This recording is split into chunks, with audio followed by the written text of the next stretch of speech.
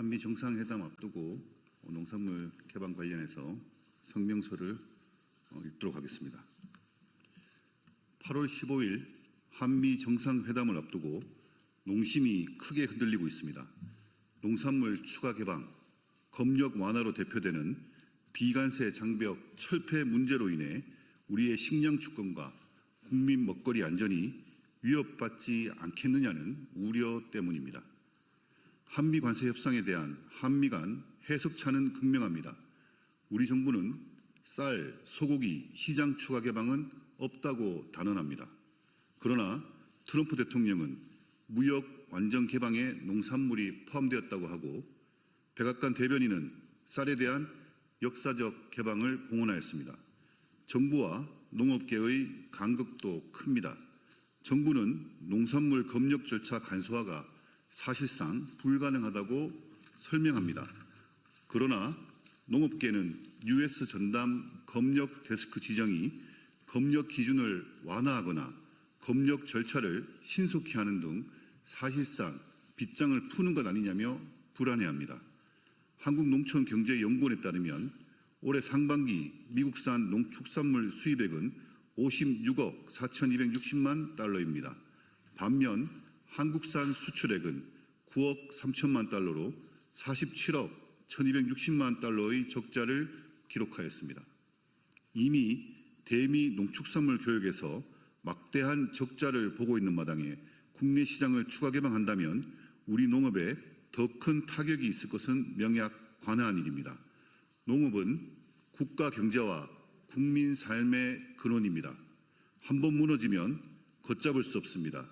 연쇄적인 시장 개방과 생산 기반의 붕괴를 피할 수 없습니다. 그렇기에 농산물 추가 개방의 여지를 없애고 검역 완화의 불씨를 꺼뜨리는 데 한치의 물러섬도 없어야 합니다. 이재명 대통령께 촉구합니다. 첫째, 이재명 대통령은 이번 정상회담에서 농산물 개방과 검역 완화가 없다는 약속을 반드시 지켜야 합니다.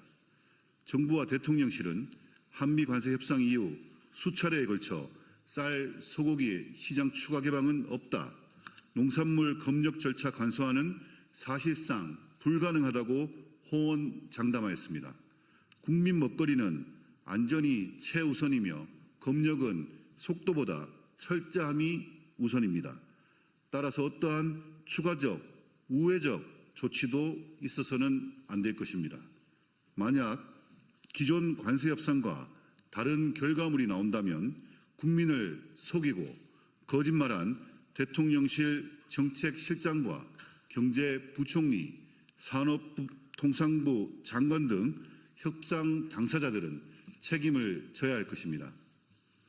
둘째, 트럼프 대통령의 협상 출발점은 농산물 완전 개방이라는 전제하에 만반의 준비를 해야 합니다.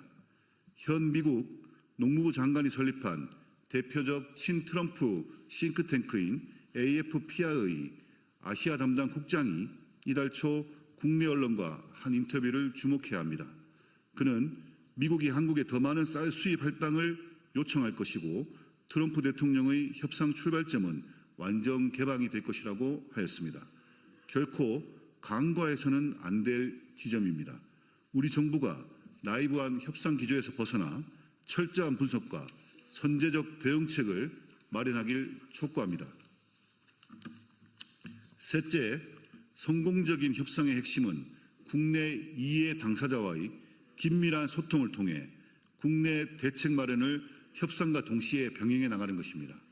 농산물 개방과 검역 완화 이슈가 논의 테이블에 오른다면 그 즉시 정부는 농업인을 비롯한 국민께 정확한 정보를 제공하고 농업계와 긴밀한 소통을 통해 예상되는 피해에 적극적으로 대응해야 할 것입니다. 농업은 단순한 1차 산업을 넘어 대한민국 균형 발전과 식량 안보를 책임지는 국가 전략 산업이다. 이 말은 이재명 대통령의 2025년 4월 25일 후보 시절 SNS 내용입니다. 이 말이 진정성을 가지려면 이재명 대통령은 이번 회담에서 대한민국의 식량 주권과 국민 먹거리 안전을 반드시 지켜내야 할 것입니다. 국민의힘이 똑똑히 지켜보겠습니다. 2025년 8월 21일 국회 농림축산식품해양수산위원회 국민의힘 의원 일동. 감사합니다.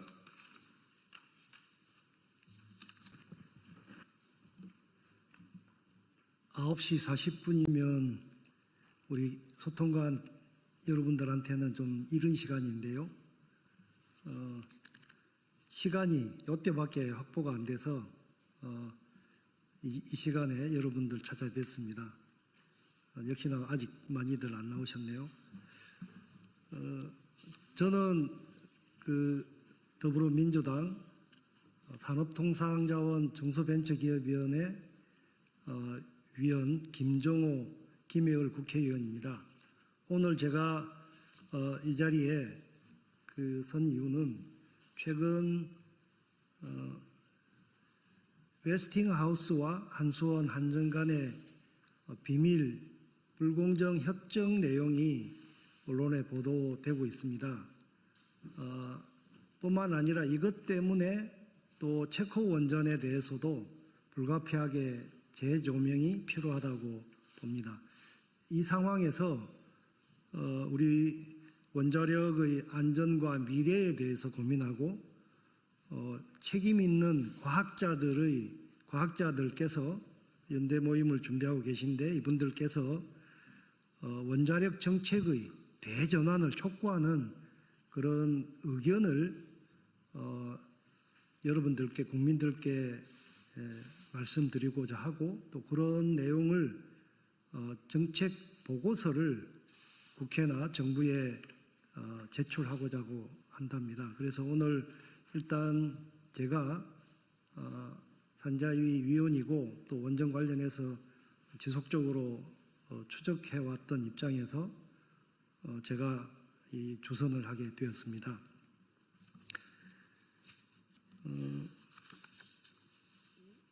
여러 가지 근본적인 문제 제기가 있습니다. 과연 원자력, 핵에너지가 경제성이 있는지, 이번에 드러난 바에 따르면 한전의 올해 6월 말 상반기 결산 보고서에 따르면 아랍에미레이트 바라카 원전의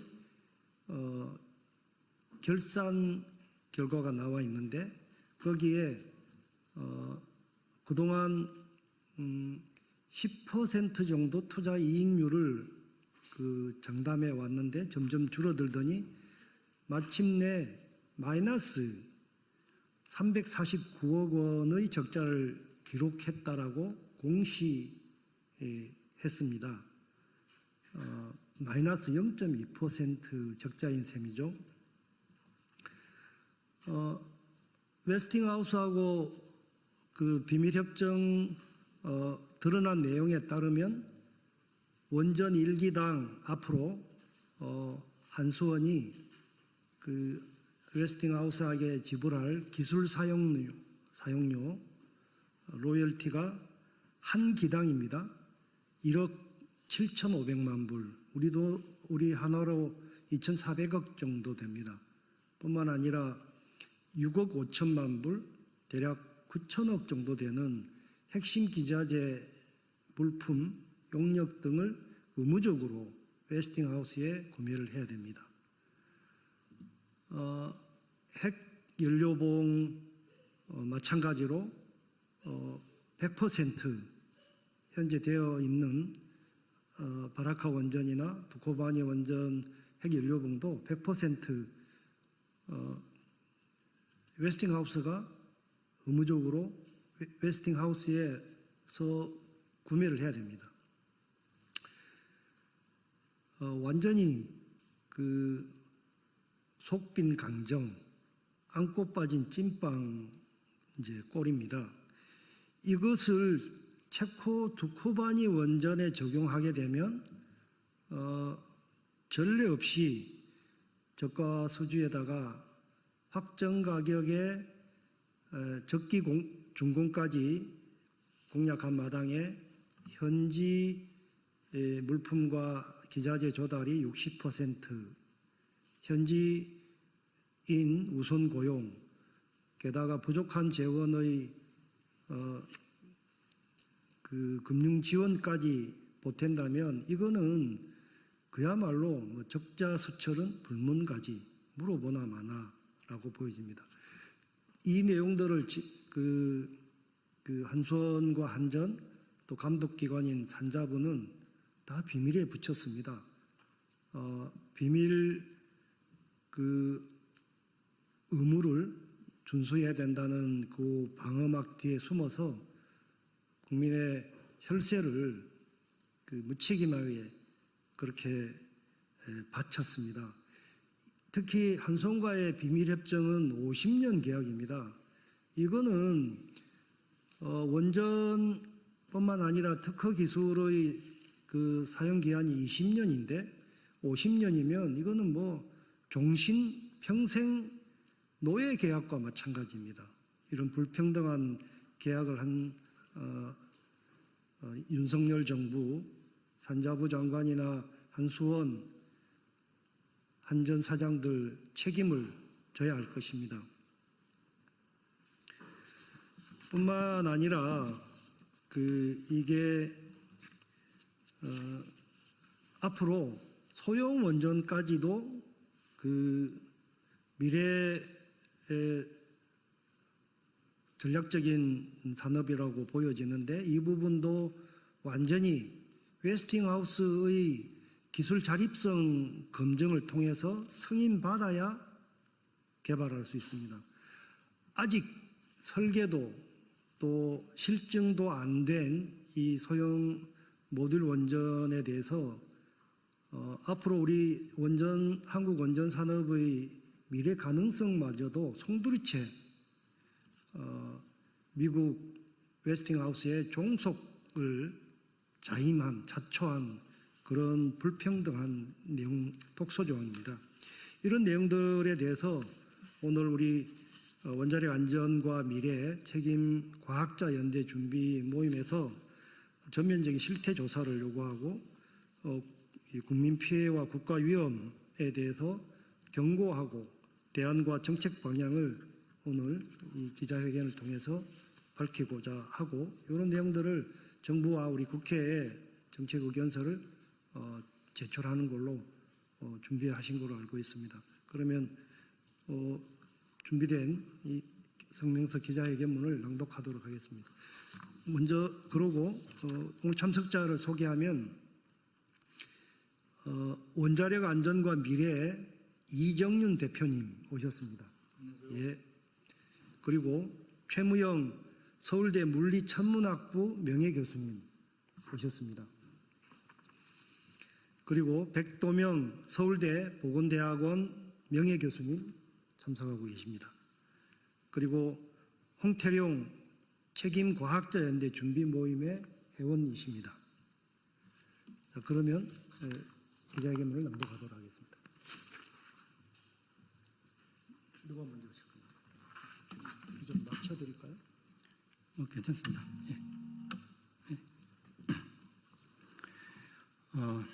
예. 지금 김정우 의원님 고맙습니다. 소개해 주신 그 세 분이 일단 나눠서 성명서를 좀 읽어드리겠습니다. 원자력 정책, 국민의 안전과 미래를 지키는 대전환을 촉구함. 존경하는 국민 여러분, 오늘 저희는 국가의 미래와 국민의 안전을 지키기 위해 이 자리에 섰습니다. 지금 대한민국 원자력 산업은 중대한 기로에 서 있습니다. 원자력 산업은 지난 수십 년 동안 에너지 정책의 한 축으로 자리해 왔습니다.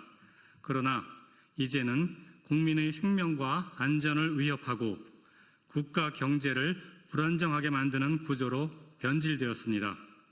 1. 원자력 산업의 현실, 위험, 부패, 종속, 무책임. 첫째, 원자력, 곧 핵에너지는 더 이상 경제성이 없습니다. 건설비 폭증, 잦은 지연, 그리고 적자 누적 등 세계 곳곳에서 원자력 발전소 사업은 천문학적인 손실로 이어지고 있습니다. 우리가 참여한 아랍에미리트 UAE 바라카 원전도 수익은 고사하고 적자로 전환하여 장기적인 재정 부담만 안겨주고 있습니다. 둘째, 산업계는 국민 안전보다 산업계 이익만 앞세우고 있습니다. 사용 후 해결료 문제는 수십 년째 해결하지 못한 채 뒤로 미뤄두고 있습니다. 원전의 안전성 문제는 영업 비밀이라는 말로 가려져 왔습니다. 국민은 언제까지 이 기만을 참아야 합니까? 셋째, 원자력 산업은 이제 미국 종속 구조에 갇혀 있습니다. 수익성 있는 연료 정비 사업은 미국 웨스팅하우스와 프랑스 EDF가 독점합니다. 웨스팅하우스가 한국에 양보한 수출 사업은 이익도 없고 수조 원의 기술료와 함께 건설과 프로젝트 위험 부담만 고스란히 떠안았습니다. 수익은 외국 기업이 챙기고 위험은 우리나라 국민이 감당하는 불평등 구조인 것입니다. 2. 영업 비밀에 가려진 원자력 사업 전면 실태 조사 필요. 국민 여러분, 우리는 더 이상 원자력 산업계가 숨겨온 불투명성과 무책임을 용납할 수 없습니다. 영업 비밀 뒤에 숨어 국민을 속이는 시대는 끝나야 합니다. 이제는 제3자의 공정한 눈으로 철저히 검증해야 합니다.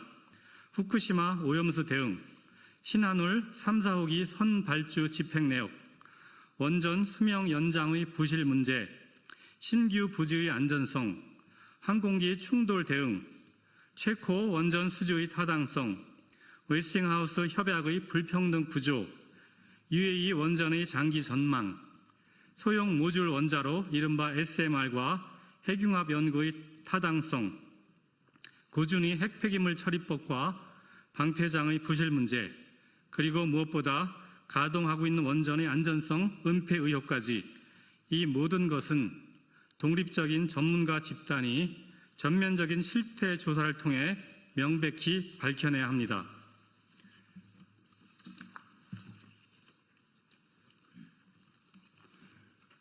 이어 말씀드리겠습니다. 국민 피해와 국가 위험, 이 모든 지금까지 말씀드렸던 문제의 구조에서 가장 큰 피해자는 바로 국민입니다. 국민 세금과 국책금융보증으로 추진된 원전 건설 사업은 부실한 시공, 은폐로 국민 안전을 위협하고 있습니다. 핵 폐기물과 장기 채무는 고스란히 미래 세대에 전가됩니다.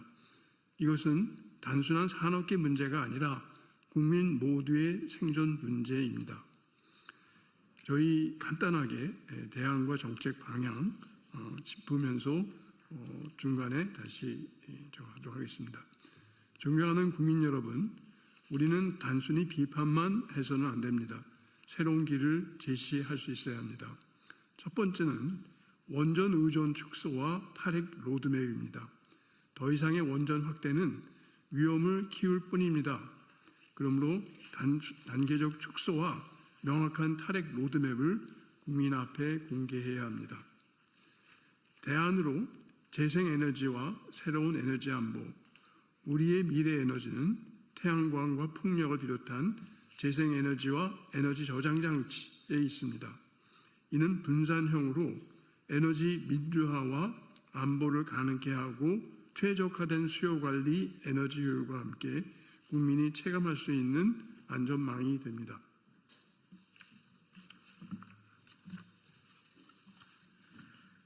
예.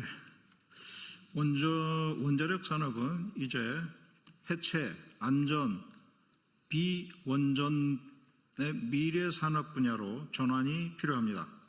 비원전 기술과 안전 기술을 수출 산업으로 키우고 안전한 해체와 폐기물의 안전 처분, 관리에 역점을 둬야 합니다. 또한 미래지향적인 새로운 비원전 산업으로 일자리를 점진적으로 구조 전환해야 합니다. 이것이 보다 지속 가능한 진정한 신성장 동력입니다. 4. 핵무기를 포기하는 것이 오히려 안보를 강화합니다. 북한과 미러 중일 주변국 모두 여전히 핵무기를 갖고 있거나 추구하고 있습니다. 그러나 우리는 핵을 내려놓음으로써 오히려 더 강한 안보를 가질 수가 있습니다. 왜 그럴까요? 핵무기 또는 영광기술은 단지 불안한 안보의 추구에 불과하다는 것입니다. 그것이 입증되고 있고 국제사회와 모든 국가들의 불신과 제재를 받습니다. 반면 핵무기를 포기한 국가는 국제사회의 신뢰를 얻고 세계적인 외교적 중심에 서게 됩니다. 핵무기를 명확하게 내려놓고 투명한 에너지 전환을 선언한다면 우리는 세계에서 가장 강력한 도덕적 외교적 힘을 얻게 될 것입니다. 북핵 문제를 논의할 때도 우리는 더욱더 한국의 목소리가 설득력을 얻게 됩니다. 우리는 안보에 있어서 핵무기가 아니라 국제적 신뢰와 외교적 우위에서 우리의 외교적 힘이 생기는 것입니다. 한미 동맹은 유지하되 종속은 거부해야 합니다. 우리는 굳건한 한미 동맹을 존중하지만 종속은 거부해야 합니다. 우리는 대등한 위치에서 협력해야 합니다. 원자력 관련 불평등한 개혁을 바로잡고 국민 안전과 국가 자율성을 최우선으로 두어야 합니다. 불투명하고 평등하지 않은 협약은 체결할 이유가 없습니다. 이재명 대통령께 말씀드립니다. 온갖 졸속과 의혹 투성이로 체코와 맺은 두코바니 원전 계약과 웨스팅하우스와 맺은 협약에 대해 진상조사를 철저히 하고 법과 규정에 어긋나고 원칙과 절차를 지키지 않은 내용이 확인되면 즉각 책임자를 문책하고 협약과 계약을 파기하고 재협상 검토할 것을 해당 기관에 지시 요구해 주시기 바랍니다. 진정한 동맹은 종속이 아니라 협력 관계로 가능합니다. 마지막으로 국민과 함께하는 다짐입니다. 존경하는 국민 여러분, 우리는 원자력 산업의 어두운 장막을 이제는 걷어내야 합니다. 국회와 시민사회가 앞장서서 독립조사팀을 구성하여 국민과 함께 가려진 진실을 밝히는 전면 실태 조사를 추진해야 합니다. 국민의 알 권리를 지키고 미래 세대의 안전을 보장해야 합니다. 국민의 생명보다 소중한 산업은 없습니다. 국민의 안전보다 우선되는 사업은 없습니다. 이제 우리는 원자력의 족쇄를 벗고 국민의 생명과 미래를 지키는 새로운 길로 나아가야 합니다. 국민과 함께 진실을 밝히고 책임을 묻고 더 안전하고 더 책임 있는 대한민국을 위해 감사합니다. 책임과학자 연대 원자력 안전과 미래 이상입니다. 감사합니다. 이상으로 기자회견 마치겠습니다. 차렷 경례.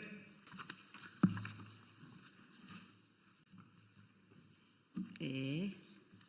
건설 현장에 원도급사와도 교섭할 수 있는 시대, 교섭을 요구하는 것이 강요, 협박이 되지 않는 시대를 만듭시다. 연이어서 계속 릴레이 기자회견 하고 있는데요. 오늘은 건설 노동자들과 함께 온전한 노조법 2, 3조 통과 촉구를 위한 건설 노동자 기자회견을 시작하도록 하겠습니다. 먼저 참가하신 분들 소개해 드리겠습니다. 박명호 전국건설노조 위원장님 오셨습니다. 건설기업노조입니다.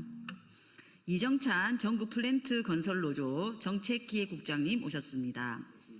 맹종환 전국건설노조 부위원장님 참석하셨습니다. 김희재 전국건설산업노동조합 사무처장님 참석하셨습니다. 소영호 건설노조 정책국장님 참석하셨습니다. 오늘 기자회견 순서는 제가 취지 발언 먼저 하고 박명호 건설기업노조 위원장님 발언, 그리고 이정찬 전국건설플랜트노조 정책기획국장님 발언, 그리고 맹종환 건설노조 부위원장님, 네 번째 발언으로 김희재 전국건설산업노조 사무처장님 이렇게 순으로 발언하도록 하겠습니다. 기자회견문은 자료로 대체하도록 하겠습니다. 네, 반갑습니다. 진보당 비정규직 노동자 국회의원 정혜경입니다.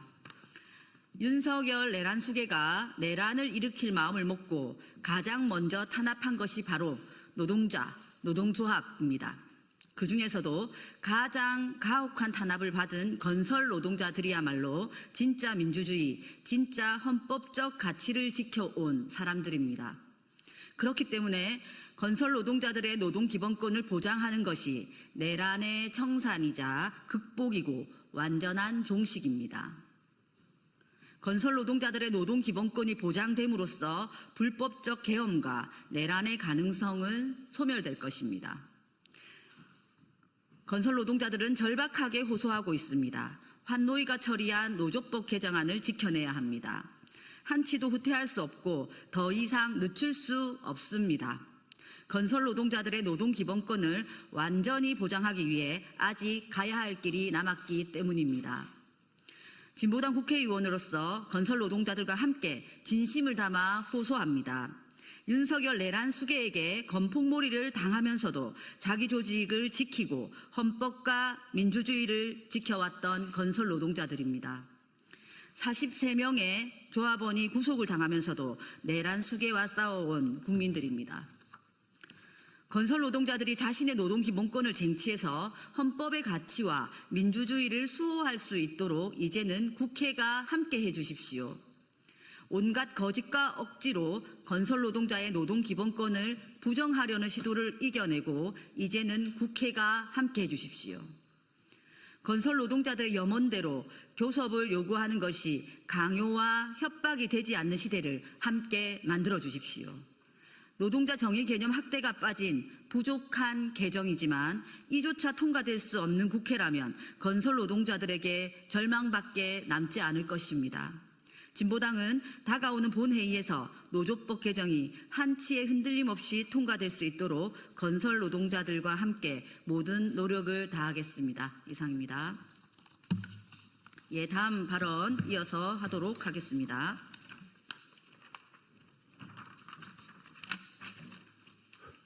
네, 반갑습니다. 저는 전국건설기업노동조합위원장 박명호입니다. 건설기업노조는 노조법 23조 개정안이 더 이상 후퇴 없이 국회에서 처리할 것을 강력하게 촉구합니다. 어떻게 만들어진 노동법 개정안입니까? 이 노동법을 개정하기 위해 우리 노동자들은 수십 년 동안 요구하고 투쟁했습니다. 그리고 마침내 노조법 23조 국회 통과를 기다리고 있습니다. 그러나 자본가와 경제단체, 일부 언론은 노조법 23조가 개정되면 국가의 경제가 송두리째 무너진다며 국민에게 거짓 선동을 일삼고 있습니다. 지난 시기 자신들의 부를 축적하기 위해 노동자들을 탄압하고 노동조합을 악마화하던 이들이 자신들의 기득권을 지키기 위해 또다시 거짓 선동을 하고 있는 것입니다. 우리 헌법에는 분명하게 노동 3권을 보장한다고 명시되어 있습니다. 이러한 헌법과 법률에 따라 노동조합은 절차와 과정을 통해서 합법적으로 노동쟁의권을 확보하고 쟁의행위를 통해 투쟁했지만 자본가들은 이러한 합법적인 투쟁에도 손해배상 소송 등으로 대응하며 노동자들을 탄압했습니다. 또 정부와 검찰, 사법부는 자본가의 편에 서서 노동자들의 삶을 절망으로 몰아넣었습니다. 결국 노동자와 가족들은 탄압과 손배소를 견디지 못해 죽음을 선택할 수밖에 없었던 것이 현실입니다. 이제는 바꿔야 합니다. 당초 노동자들의 요구안보다 후퇴된 개정안이지만 더 이상 후퇴 없이 노조 23조는 국회에서 통과되어야 합니다. 그리고 지난 겨울 광장에 울려 퍼졌던 노동자의 적이었다는 것을 명심하시기 바랍니다. 감사합니다.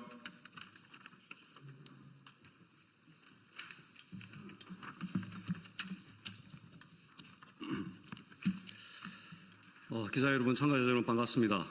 전국 플랜트건설 노동조합 정책기획국장 이정찬입니다. 저희 전국 플랜트건설 노동조합은 철강, 정유 및 석유화학, 반도체, 2차 전지, 바이오 산업 등 주로 국가 산단의 공장을 짓는 일용직 노동자들로 구성된 노조입니다. 저희 노동자들은 생산 공장의 기계 장치와 설비를 설치하고 정비와 유지 보수를 담당하고 있습니다. 따라서 저희는 우리나라 굴지의 대기업과 중견기업을 발주처와 원청으로 하는 현장에서 일을 하고 있습니다. 저희들은 포항과 여수, 광양, 울산, 대산 등 지역의 플랜트 설비 관련 전문 건설 업체, 즉 하청 업체들로 구성된 사용자 단체와 임금과 노동복지 조건에 관한 교섭을 진행해 오고 있습니다. 매년 교섭은 장기화되고 있으며 작년의 경우 해를 넘기는 파행적 상황을 매년 맞이하고 있습니다. 그 이유는 임금과 노동 조건을 결정할 수 있는 실질 권한이 발주자와 원청에 있음에도 불구하고 하청업체들이 죽기 살기로 버티기 때문입니다. 왜냐하면 이들 전문업체들은 최초 설계 단가에 훨씬 미치지 못하는 공사 금액으로 응찰할 수밖에 없고, 그러다 보면 적정 공사비가 보장되지 않기 때문입니다.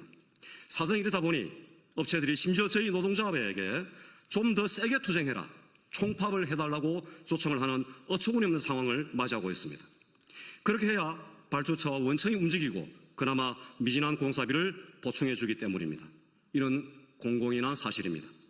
자, 현장 노동자들의 임금과 노동 조건, 생계를 결정하는 자 누구입니까? 발주처와 원청 아닌가요? 이유는 또 있습니다. 저희 노동자들은 퇴직 후 노후 보장을 위한 퇴직공제금이 수년 동안 동결되어 왔습니다. 왜냐하면 총공사비가 반영되지 않기 때문입니다. 그렇다면 이 책임은 당연히 발주자와 원청에 있을 텐데 그 모든 것을 하청업체에게 떠넘기고 있습니다. 그뿐 아닙니다. 공사 현장은 온통 다단계와 쪼개기 공사로 갈라쳐서 퇴직공제금 지불 적립 기준이 완전히 무력화되고 있습니다. 이에 대해서 저희 노동조합이 아무리 하청과 교섭을 한들 아무런 답을 얻을 수 없습니다. 이들 문제 해결 반드시 발주자와 원청이 책임져야 되지 않겠습니까? 다음으로 산업재해와 방지와 국가 및 일반 산단 지역의 주민과 안전을 위해서도 반드시 원청과 발주자와의 교섭이 이루어져야 합니다. 최근 광양 제철소의 낙하 사망사고, 여천 NCC 폭발 사고, 그리고 구미가스 누출 사고 등 이 모든 것은 노설비 때문에 발생했습니다. 여기서 일하는 저희 노동자들은 매일매일을 목숨을 내놓고 일하고 있습니다. 지역민과 국민들도 마찬가지입니다.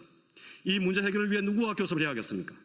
그러나 발주처와 원청은 화학물질관리법에 따른 안전교육제도를 악용하여 책임을 하청업체와 노동자들에 전가시키고 책임을 면하고 있습니다.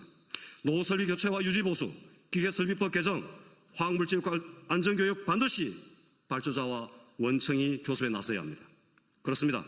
우리 노동자들의 생계에서부터 국민의 안전과 안전에 이르기까지 노조법 2, 3조 개정은 그 의미가 매우 큽니다. 마지막으로 민주당에 한 말씀 드립니다. 역대 소위 민주정부가 무너진 이유가 무엇입니까? 개혁 부르짖는 척하다가 택도 아닌 보수, 우익 눈치나 보다가 허지부지된 이유 아니겠습니까? 국민의 3분의 2가 노동자입니다. 노동자들을 믿으십시오. 노동자와 친해지십시오. 노조법 2, 3조 반드시 적극 통과시키십시오. 고맙습니다.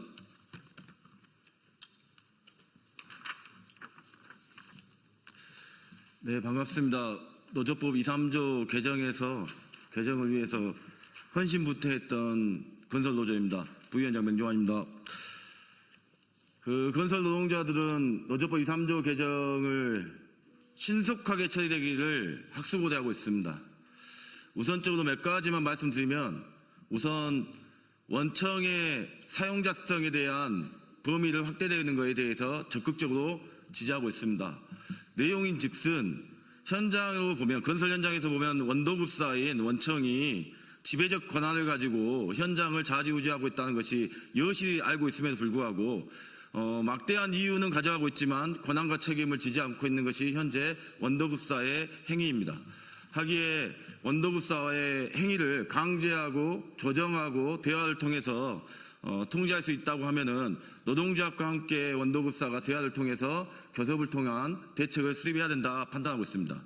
현재 원도급사가 갖고 있는 권한 같은 경우는 임금 체불에 대한 문제도 관리 감독을 해야 되는 거고, 두 번째로는 지금 이재명 정부가 추진하고 있는 산업재해 문제에서도 원도급사의 전면적 책임이 있음에도 불구하고 외면하고 있고, 지금 중대재해가 발생됨에도 불구하고 구속되는 사례가 지금 없는 것으로 확인되고 있습니다.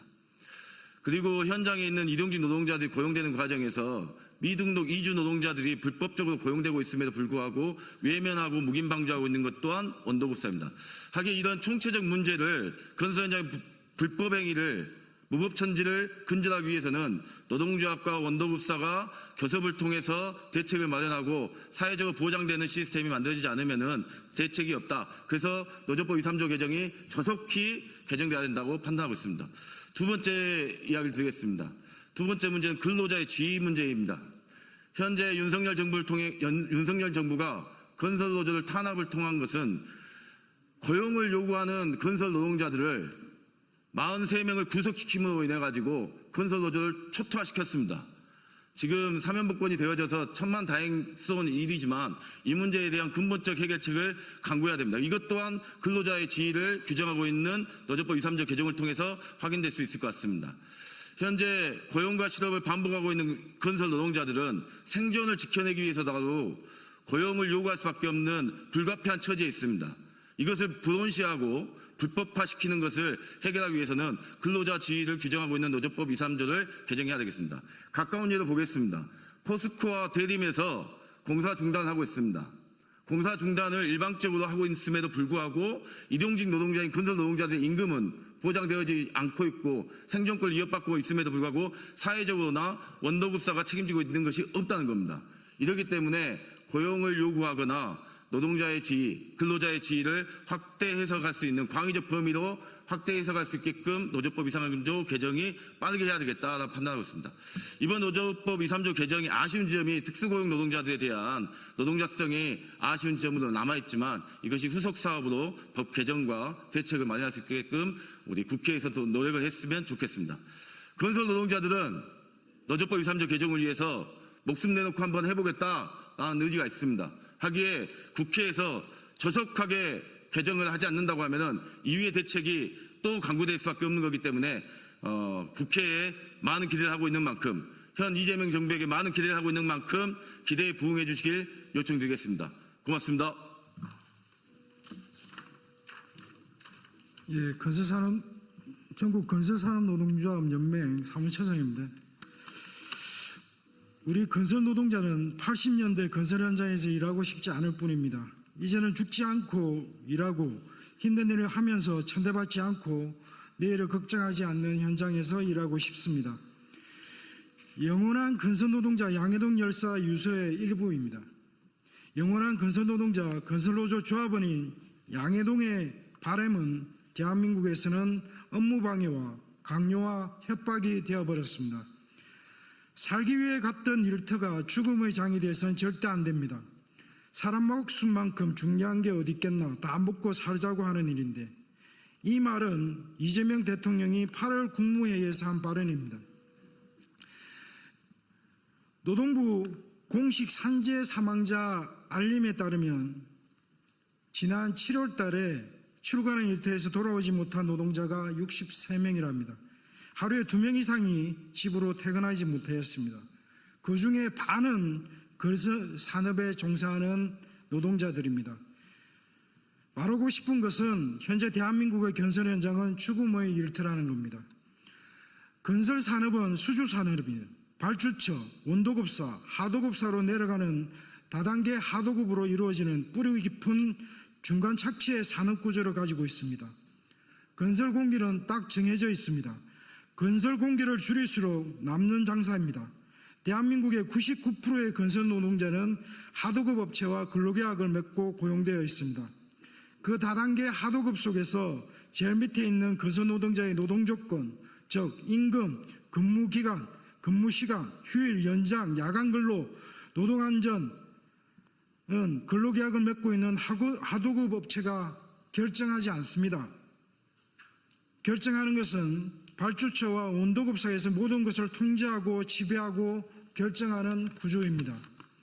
이에 건설 노동자의 근로조건을 지배 결정하는 원도급사가 교섭할 수 있는 권리의 시작이 노조법 2조 2호 사용자 학대 조항입니다. 건설 현장의 재해 감소를 위해 불법 다단계 하도급 근절을 위해 원도급사는 노동조합과 노사 협상 테이블에 마주 앉아 실질적인 대책을 노사가 현장에 맞게 마련하여 공동의 노력으로 죽음의 일터를 없애는 시작을 해야 할 때입니다.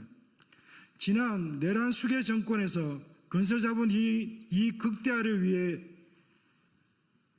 건설노동자들 2,250여 명이 소환되었고 이 중 657명이 기소되었고 43명이 구속시켰습니다. 건설노동자들과 건설노조를 죽여서 건설산업이 살아났습니까? 아시겠지만 현재 대한민국 건설산업은 죽어가고 있습니다. 건설산업을 살려야 하고 건설노동자를 살려야 합니다. 그 시작은 건설노동자가 죽지 않고 일하고 힘든 일을 하면서 천대받지 않게 하기 위해 원도급사와 교섭할 수 있는 노동기본권을 보장하는 겁니다. 건설노동자의 정당한 노조활동이 협박, 강요가 되는 시대는 끝내야 합니다. 한 글자도 고치지 마십시오. 일터의 노동자를 살리는 법 개정입니다. 국회에 조속한 노조법 개정안 통과를 바랍니다. 이상입니다.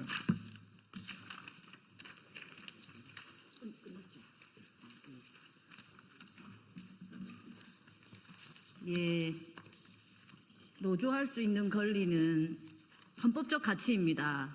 그동안의 비정규직 양산의 책임과 책임을 지지 않았던 것은 정부와 정치입니다. 그리고 기업입니다. 이들에 대한 책임을 질 수 있도록 노조법 2, 3조는 가장 기본의 법입니다. 빠르게 즉각적으로 통과될 수 있도록 우리 기자 여러분들 많은 관심 부탁드리겠습니다. 예, 이것으로 기자회견 마치도록 하겠습니다.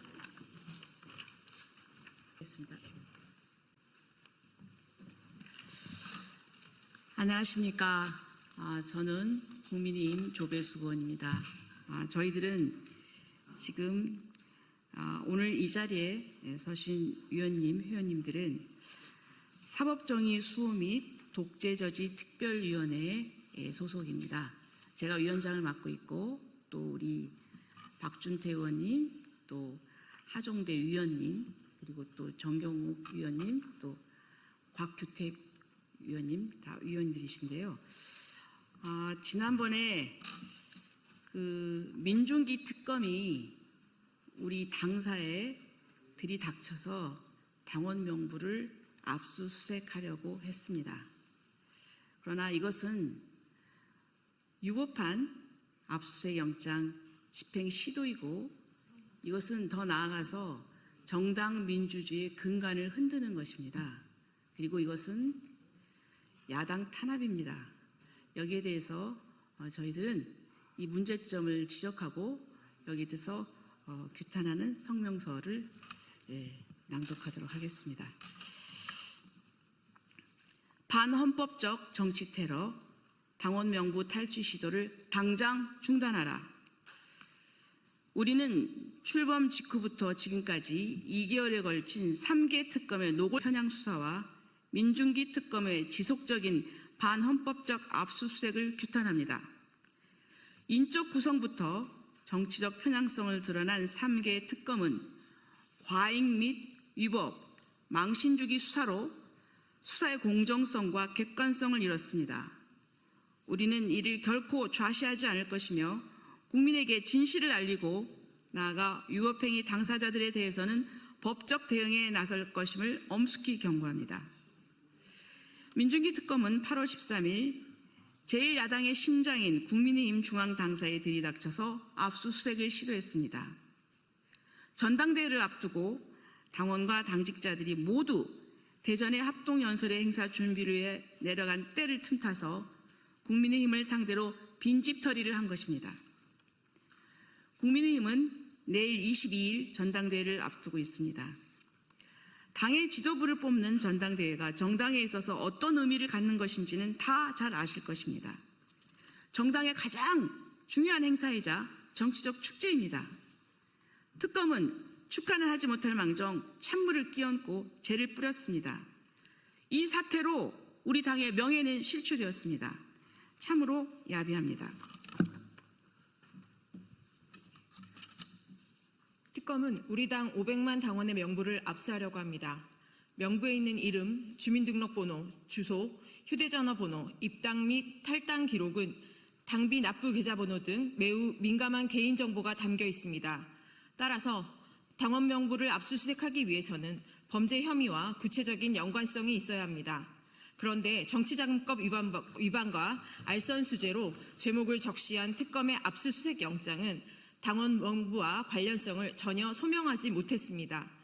특검은 수사 과정에서 확보한 통일교 교인 120만 명의 명단과 우리 당의 500만 당원 명부를 대조해 모든 당원의 범죄 연루 여부를 확인해 보겠다는 의도로 추정됩니다. 하지만 무차별적 저인망식 증거자료 수집 행태는 잘못된 구태이자 위법입니다. 이는 특히 정당 민주주의를 부정하는 것입니다. 우리나라 헌법 제8조는 국민의 정치적 의사 형성에 중요한 정당 활동의 자유를 보장하고 있습니다. 정당 활동의 자유는 정당에 가입할 자유, 가입하지 아니할 자유 및 정치 성향을 드러내는 것을 강요당하지 아니할 자유를 포함합니다.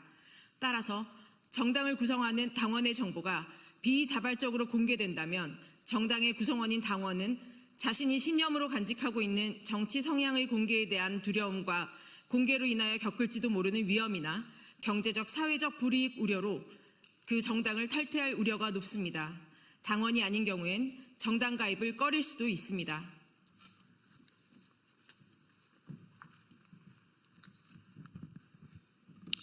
결과적으로 당원 명부의 공개는 정당 활동을 위축시킴으로써 정당의 설립 및 존속, 활동의 자유를 침해할 가능성이 높습니다.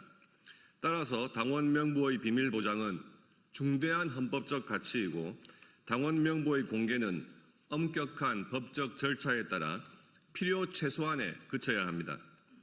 또 당원 명부는 상당히 민감한 개인정보이기 때문에 당원 한 분 한 분의 동의를 얻어야 합니다. 수사기관도 그런 동의 없이 이것을 압수할 권한은 없습니다. 우리는 이처럼 압수수색 영장의 범죄 사실과 연관성이 없는데도 무작정 당원 명부를 내놓으라고 하는 것은 권한 남용이고 위법한 수사입니다. 당원 명부는 정당의 심장이자 존립의 근간인 핵심 자산입니다. 이를 통째로 빼앗겠다는 것은 야당인 국민의힘을 무력화하고 해체하겠다는 노골적인 정치 테러이자 자유민주주의 질서를 파괴하려는 반헌법적 쿠데타입니다.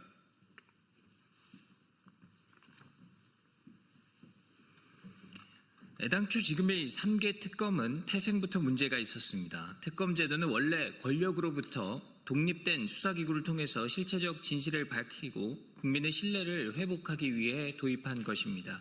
따라서 전통적으로 야당이 활용해 온 제도입니다. 그런데 지금 민주당은 여당이지 않습니까? 여당이 되었는데도 3개 특검을 동시에 출발시켰습니다. 검사만 120명에 수사관을 포함해 577명으로 초대형 매머드 특검입니다. 수사기간도 최장 170일에 이릅니다. 더 큰 문제는 특검의 정치적 편향성입니다. 특검은 정치적으로 중립적인 인사로 구성하는 것이 원칙입니다. 그럼에도 불구하고 특별검사 및 검사부의 정치적 중립성이 전혀 이뤄지지 않았습니다.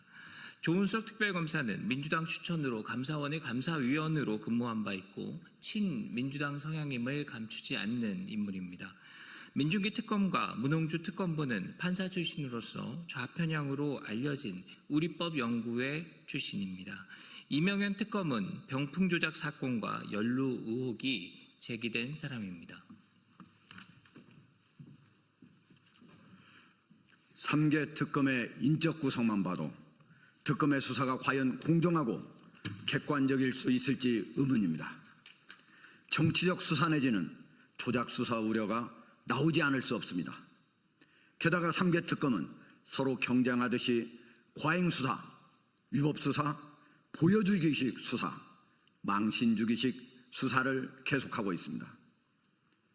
민중기 특검은 오늘 법원에 압수영장을 다시 청구하겠다고 합니다. 법원은 다시 발부해서는 안 됩니다. 만약에 영장이 다시 발부돼 특검이 이를 집행하려 한다면 우리는 중앙당사에서 정당민주주의 수호와 대한민국 민주주의 미래를 위해 압수수색을 끝까지 저지할 것을 천명하는 바입니다. 우리는 또 특검이 행한 여러 잘못, 특히 위법한 것들을 낱낱이 기록하고 국민께 공개하되 위법을 저질한 검사 등에 대해서는 직권남용 등 혐의로 고발하는 등 법적 책임을 끝까지 물을 것입니다. 2025년 8월 21일 국민의힘 사법정의수호 및 독재저지 특별위원회 위원장 조배석 및 위원 일동.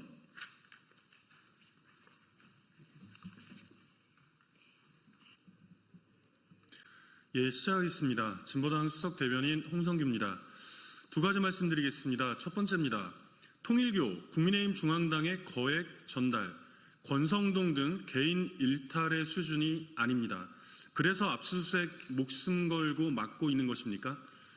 통일교 자금 수천만 원이 국민의힘 중앙당으로 흘러갔다. 특검이 통일교 지도부로부터 확보한 진술입니다. 20대 대선을 불과 며칠 앞두고 교단에서 받은 5천만 원 중에서 3,500만 원은 국민의힘 중앙당 후원회로, 1,000만 원은 윤석열 캠프의 현역 의원 후원회로 보냈다는 광역지구장의 구체적인 의견서가 나왔습니다. 이제 권성동 통일교 커넥션이나 김건희 통일교 커넥션이 아니라 국민의힘 통일교 커넥션이라고 불러야 할 판입니다. 대선을 앞두고 3,500만 원이라는 거액이 흘러들어왔는데 상식적으로 국민의힘 지도부나 중앙당에서 전혀 몰랐을 리가 없지 않습니까? 그러고 보니 국민의힘에서 지금 똘똘 뭉쳐 결사적으로 압수수색에 저항하는 이유도 다 여기에 있었던 것입니까? 권성동 등 일부 개인의 일탈이었다면 오히려 당내 민주주의를 위해서라도 특검의 문을 활짝 열었어야 마땅했던 일입니다. 3,500만 원이 어떤 방식으로 흘러 들어갔는지, 어디에 어떻게 쓰였다는 것인지, 1,000만 원을 받은 의원은 누구이며 회계 처리를 어떻게 했다는 것인지 싹 다 밝혀내야 합니다. 이뿐입니까? 중앙당뿐 아니라 시도당으로도 흘러 들어갔다는 진술에 대해서도 낱낱이 수사해야 합니다. 무엇보다 지금 입을 꾹 다물고 있는 국민의힘 통일교 커넥션의 핵심 권성동, 모든 수사의 출발점은 바로 이 자로부터 시작되어야 하지 않겠습니까? 두 번째입니다. 바이든 날리면 외교부 소취하러 끝낼 일 아닙니다. 경로와 왜곡부터 언론 말살 시도까지 다 밝혀내야 합니다. 이른바 바이든 날리면 사태 관련하여 외교부와 MBC의 항소심에서 법원이 외교부의 소를 취하라는 강제 조정 결정을 내렸습니다. 원고 피고 양측에서 특별한 이의 신청이 없으면 확정되는데 이미 조현 외교부 장관도 분명히 잘못된 것이라고 사과했기에 일단락 될 것으로 보입니다. 그러나 애시당초 전혀 상식적이지도 않았던 법정 다툼의 종결과는 별개로 비판적인 언론에 대한 말살 시도로까지 직접 이어졌던 이 사태의 진상은 반드시 밝혀져야 합니다. 당시 대통령실에서조차 사과문까지 작성하여 수습을 하려고 했으나 내란 속의 윤석열의 경로 이후에 그야말로 모든 국가기관을 총동원하여 MBC를 탄압했던 정황이 이미 드러나고 있지 않습니까? 공포정치 피바람도 좋다. MBC 내년에 없애려고 한다는 말이 공공연하게 나도는 상황에서 함께 보도한 무려 148곳의 언론사 중에서 MBC만 딱 찍어 소송에 나섰습니다. 어디 MBC뿐입니까? 김건희 허위학력 보도와 돌발 영상 등으로 일찌감치 눈엣가시로 찍힌 YTN은 강제로 매각되었습니다. 과정에 통일교가 뇌물과 함께 눈독을 들였던 정황도 이미 알려진 바대로입니다. 내란 일당들에 의한 이 모든 참담하고 끔찍한 언론 말살 시도의 진상을 낱낱이 다 밝혀내야 합니다. 이상입니다. 반갑습니다. 오늘 기자회견 사회를 맡은 저는 울산 자주통일평화연대 집행위원장 임민정입니다. 오늘 트럼프의 이 관세 폭탄으로 인해서 정말 많은 사람들이, 한국 국민들이 고통을 받고 있습니다. 지금 관세 발효 10여일 만에 벌써 대미 수출이 급감하는 등 특히나 울산은 이 산업수도 울산이기 때문에 자동차와 조선업을 기반으로 하고 있는 울산의 산업 공동화가 굉장히 우려되는 상황입니다. 그래서 평화연대에서 울산 시민들을 대상으로 이 트럼프의 수탈을 막아내자라는 1만 울산 시민 서명을 받았고요. 그 서명 결과를 오늘 기자회견 직후에 대통령실에 전달할 예정입니다. 오늘 참가하신 분들 소개를 드리겠습니다. 우리 진보당 윤종호 국회의원님 함께하셨습니다. 민주노총 울산지역본부 최영규 본부장님 함께하셨습니다. 울산 여성의 김지연 사무처장님 함께해 주셨습니다. 그러면 우리 윤종호 국회의원님 모시고 대표 발언 듣도록 하겠습니다. 예, 반갑습니다. 진보당 원내대표를 맡고 있는 울산 북구의 윤종호 의원입니다. 미국의 일방적인 관세 인상 또 투자 강요, 방위비 정액 요구는 대한민국의 주권을 침해하는 것이라고 생각합니다. 이에 울산 자주통일평화연대가 울산 시민 1만여 명의 서명을 받아서 오늘 대통령실에 전달하는 그런 일을 하게 되었습니다. 8월 25일로 예정되어 있는 한미 정상회담을 앞두고 국민들의 걱정이 커지고 있습니다. 관세 협상의 여파가 채가치기도 전에 한미동맹 현대화를 포함해서 방위비 분담 문제 등 트럼프 미 대통령의 일방적인 요구가 제시될 가능성이 매우 높습니다. 이번 한미 정상회담에서 주요 의제가 될 한미동맹 현대화는 미국의 전략적 요구에 따라 한국 군대가 한반도를 넘어 세계의 전쟁에 이끌려 들어갈지도 모르는 위험한 상황에 직면하게 될 수도 있습니다. 버런슨 주한미군 사령관은 중국의 부상과 북한, 러시아 간 밀착 등 동북아 지정학적 변화를 지목하며 주한미군이 영내에서 자유롭게 움직일 수 있는 전략적 유연성을 확보하는 것이 중요하다고 밝혔습니다. 만약 대만 해협이나 남중국해의 유사시에 주한미군이 개입할 경우 한국도 이에 휩쓸릴 가능성이 매우 높아지게 됩니다. 우리가 원치 않는 분쟁에 개입하게 될지도 모르는 한미동맹 현대화는 국익에 전혀 도움이 되지 않습니다. 한미동맹 현대화가 아니라 한반도 평화협정으로 항구적인 평화체계 구축이 필요합니다. 울산 시민들은 트럼프 미 대통령이 추진하고 있는 일방적인 관세 인상과 대미 투자 확대 요구, 방위비 분담금 정액 요구는 대한민국의 주권을 침해하는 행위이며 이에 반대하는 서명에 적극적으로 참여해 주셨습니다. 짧은 시간에 1만 명이 넘는 울산 시민이 서명에 참여한 것은 트럼프에 대한 국민의 분노를 그대로 보여준 것이라고 생각합니다. 이재명 정부는 한미 정상회담에 쫓겨 미국의 요구에 일방적으로 끌려가서는 안 됩니다. 한반도 평화체계 구축을 위해 군사대결을 축소하고 전시작 정권 조기 안수를 위해 최선을 다해야 합니다. 이재명 대통령은 국민을 믿고 국익을 지키는 당당한 협상을 하십시오. 함께 하겠습니다. 감사합니다. 네, 이어서 민주노총 울산 지역본부 최영규 본부장님으로부터 기자회견문 낭독의 시간을 갖도록 하겠습니다. 반갑습니다. 기자회견문을 읽도록 하겠습니다. 1만 울산 시민은 요구한다. 이재명 정부는 트럼프의 경제 안보 위협을 막아내십시오.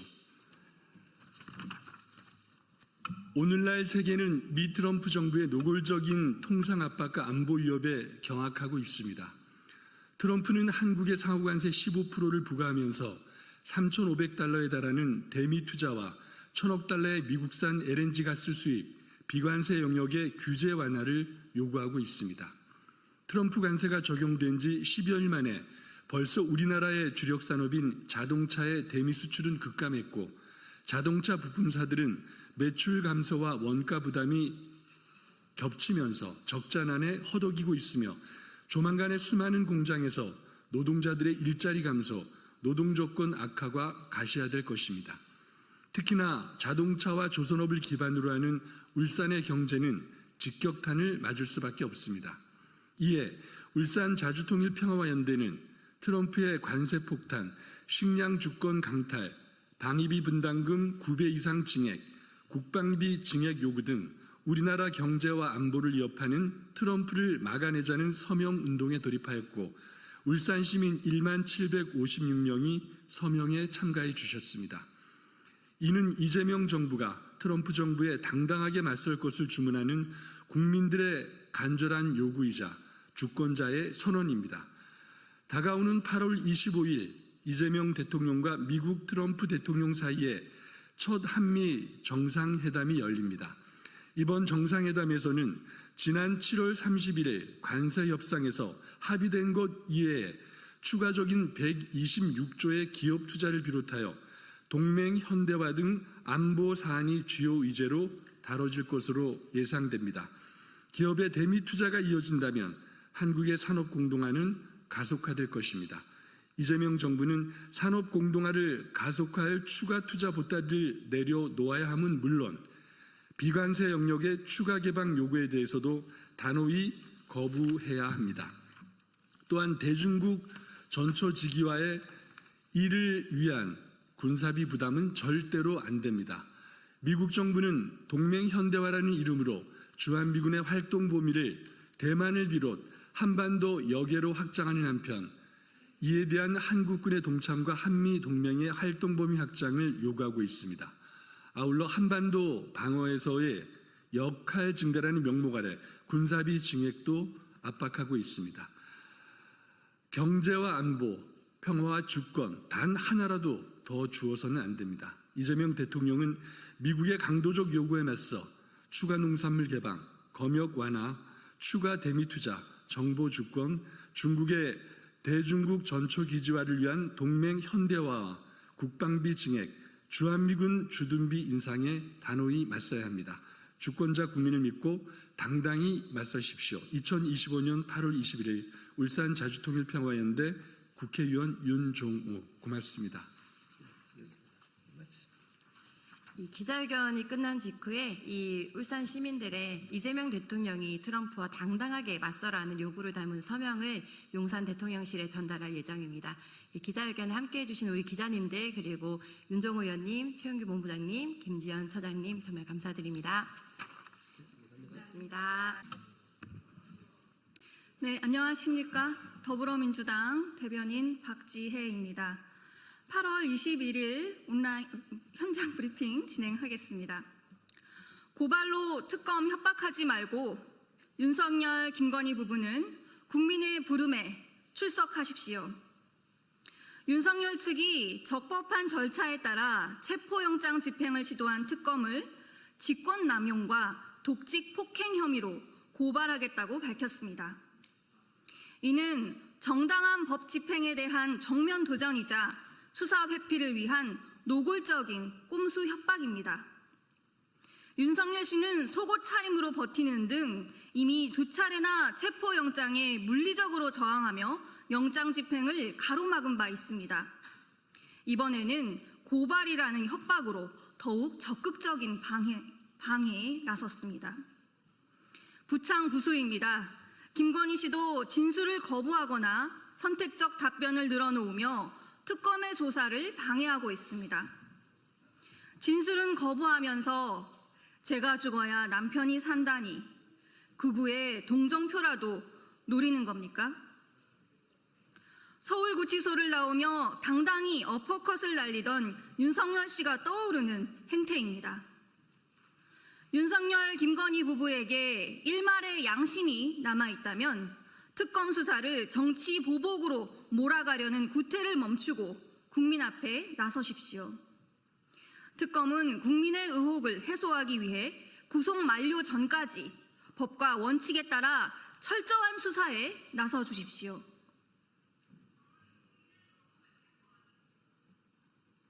국민의힘은 전당대회 자화자찬이 아닌 반성부터 해야 합니다.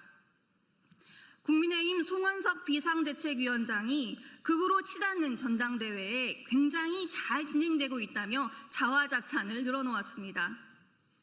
전한계 씨가 극우 전도사를 자처하며 벌인 난동은 보이지도 않는 모양입니다. 냄비 속에 개구리를 보는 것 같습니다.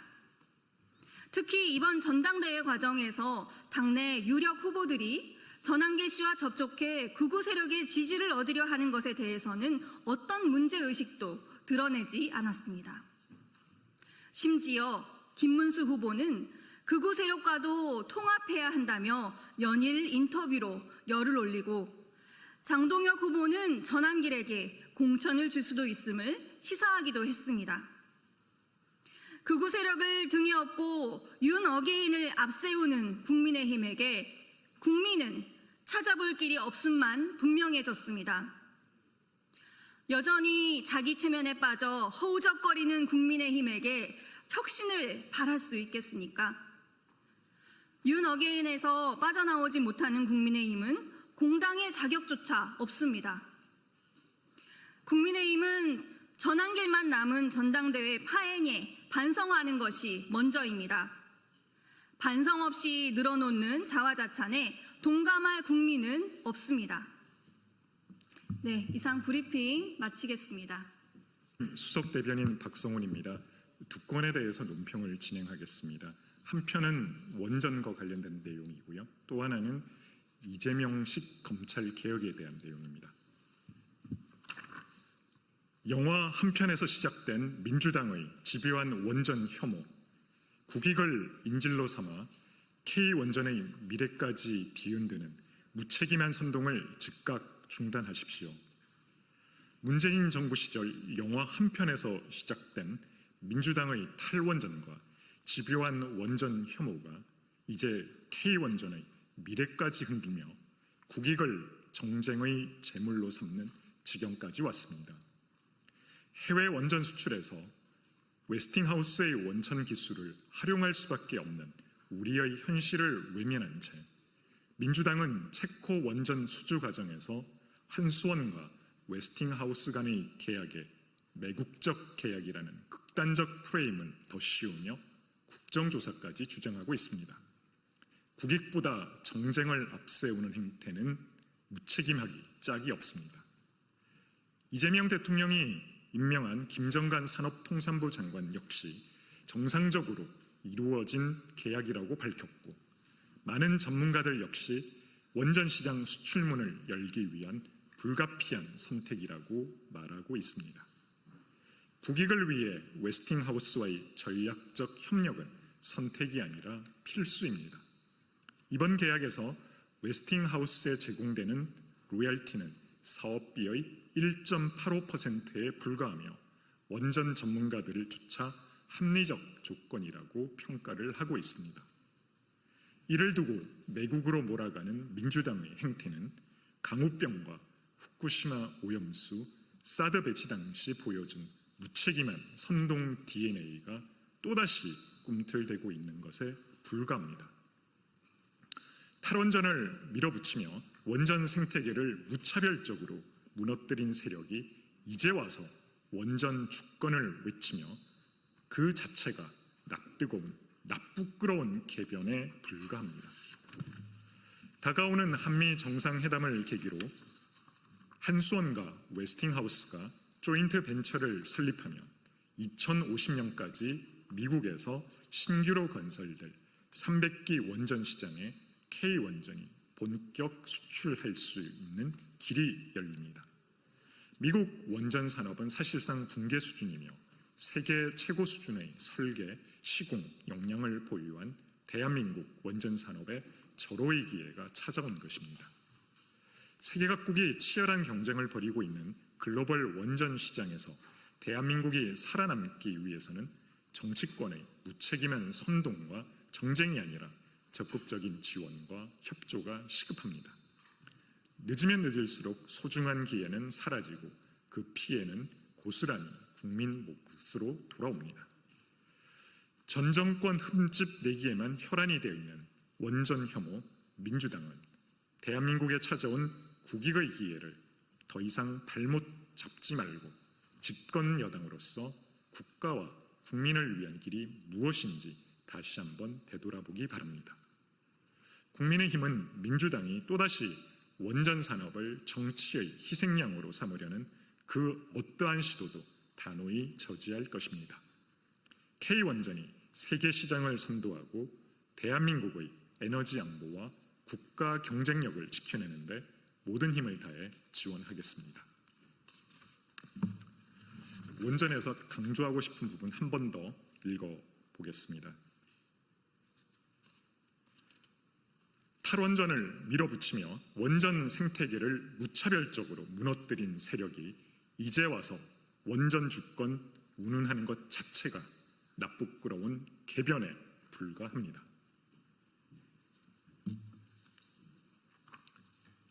검찰 개혁에 대한 논평입니다. 이재명표 검찰개혁은 개혁을 빙자한 이재명 대통령과 민주당 방탄 획책이자 개혁의 탈을 쓴 정치 보복과 법치 파괴 시도입니다. 정부 여당이 기어이 검찰 죽이기를 위해 힘을 모으고 본격적인 시동을 걸었습니다. 이재명 대통령과 민주당 지도부는 어제 만찬 자리에서 수사 기소 분리를 담은 정부조직법 개정안을 추석 전 처리하기로 합의했습니다. 불과 며칠 전까지만 해도 공론화니 속도 조절이니 하던 입장이 돌연 강행으로 바뀐 것입니다. 이것은 단순한 행정 개편이 아닙니다. 대한민국 형사사법 체계의 근간을 흔드는 중대 사안입니다. 그럼에도 여야 합의도 사회적 수기도 국민적 동의도 없습니다. 속도전으로 포장된 졸속 입법은 이재명 정권의 오만과 불안의 방증일 뿐입니다. 더욱이 피고인 신분의 대통령이 직접 검찰 죽이기를 시도하는 모습은 국민 눈에는 그저 사적 보복이자 사적 방탄이라고 비춰질 뿐입니다. 권력과 당을 총동원해 사법체계의 근간을 뒤흔드는 사법정의에 대한 모독이자 정치 보복의 단초가 되는 시도입니다. 검찰청 간판을 없애고 수사와 기소를 억지로 찢는다고 정의가 살아나지 않습니다. 남은 것은 범죄 입증의 무력화, 국민 권리의 약화, 그리고 권력형 비리의 은폐일 뿐이며 그 피해는 고스란히 국민에게 되돌아올 뿐입니다. 여당은 이견 없는 개혁 추진이라 자화자찬하지만 실상은 문재인 정부 시작 시절 강행했던 검수완박 시즌2에 불과합니다. 개혁이라는 그럴싸한 포장지로 감추려 해도 이들이 추진하는 것은 헌정 파괴이며 헌법이 보장한 검찰의 지위를 조롱하는 위험천만한 폭주입니다. 대체 무엇이 그토록 두렵기에 재판을 받는 대통령이 권력과 당을 동원해 검찰 죽이기를 밀어붙이는지, 이것이 과연 법치국가가 맞는 것인지 국민들은 되묻고 있습니다.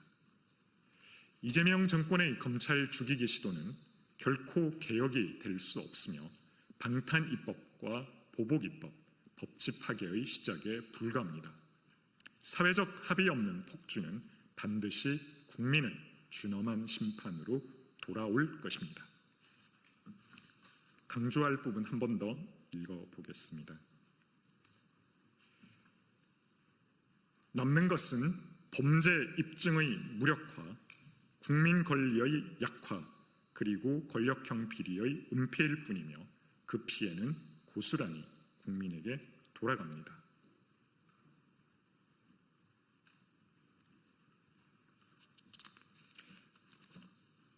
권력과 당을 총동원해 사법체계의 근간을 뒤흔드는 시도는 사법 정의에 대한 모독이자 정치 보복의 단초입니다. 네, 이상으로 마무리하도록 하겠습니다. 감사합니다.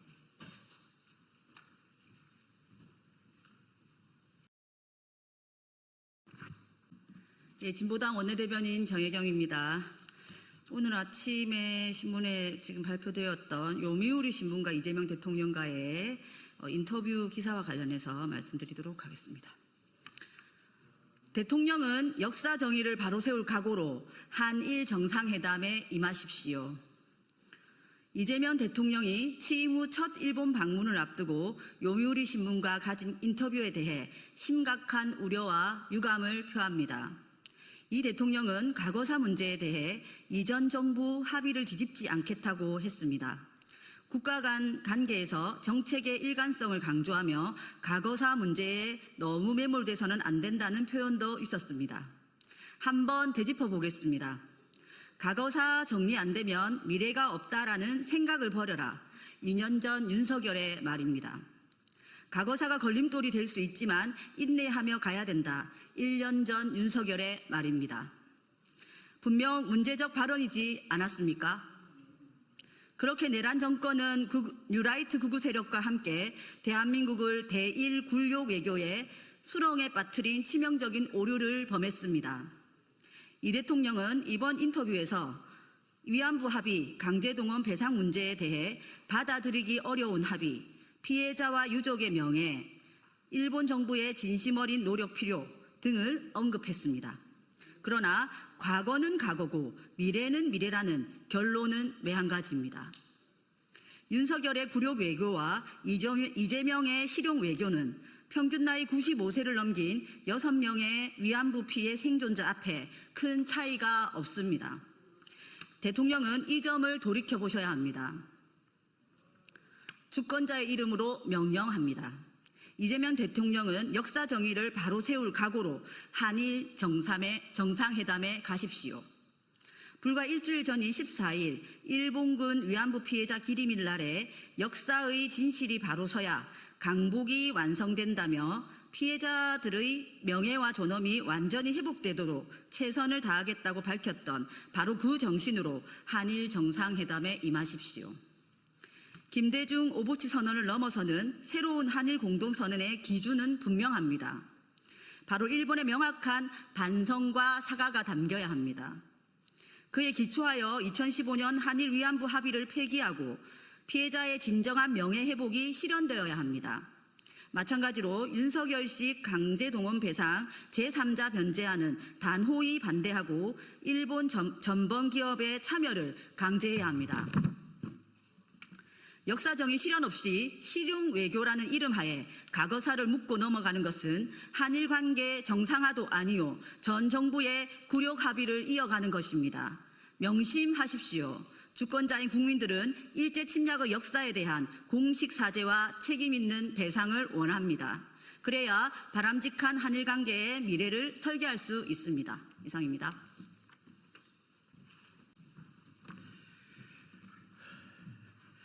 안녕하십니까. 국회 정무위원회 더불어민주당 간사 강준현입니다. 대한민국 유통산업의 한 축을 지탱해온 홈플러스가 회생 절차의 후폭풍으로 심각한 위기에 내몰려 있습니다. 사제 추진을 해서라도 문제를 해결하겠다던 약속을 저버리고 MBK 김병주 회장은 책임을 져버렸습니다. 그 사이 자금난은 더욱 심화되었고 그 피해는 고스란히 노동자와 자영업자 그리고 지역사회에 전가되고 있습니다. 내년까지 총 15개 매장이 문을 닫고 무급 휴직까지 예고되어 있습니다. 더 큰 문제는 사법부의 결정입니다. 회생계획 인가전 M&A 승인은 기업 정상화가 아닌 MBK의 먹튀 전략에 출구를 열어준 결정이라는 비판을 피할 수가 없습니다. 따라서 국회가 이를 바로잡기 위해서 더불어민주당 정무위원회 이름으로 기자회견을 진행하고자 합니다. 참석해 주신 의원님들을 소개하겠습니다. 이정문 의원님 모셨습니다. 김남근 의원님 모셨습니다. 박상혁 의원님 모셨습니다. 이강일 의원님 모셨습니다. 박범계 의원님 모셨습니다. 김현정 의원님 모셨습니다. 허영 의원님 모셨습니다. 김승원 의원님 모셨습니다. 민병덕 의원님 모셨습니다. 그럼 지금부터 더불어민주당 정무위원회 기자회견을 시작하겠습니다.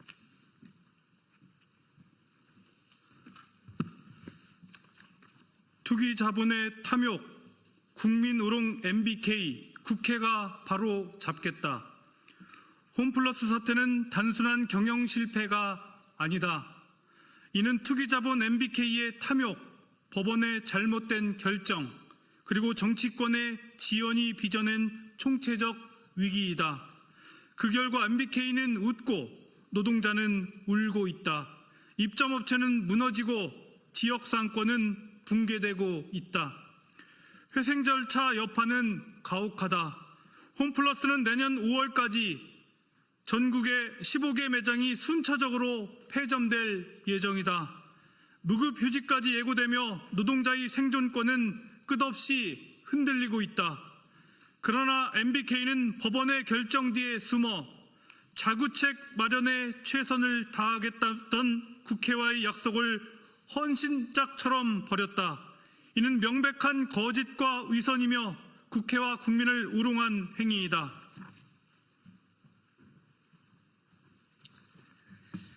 사법부의 결정 또한 문제다.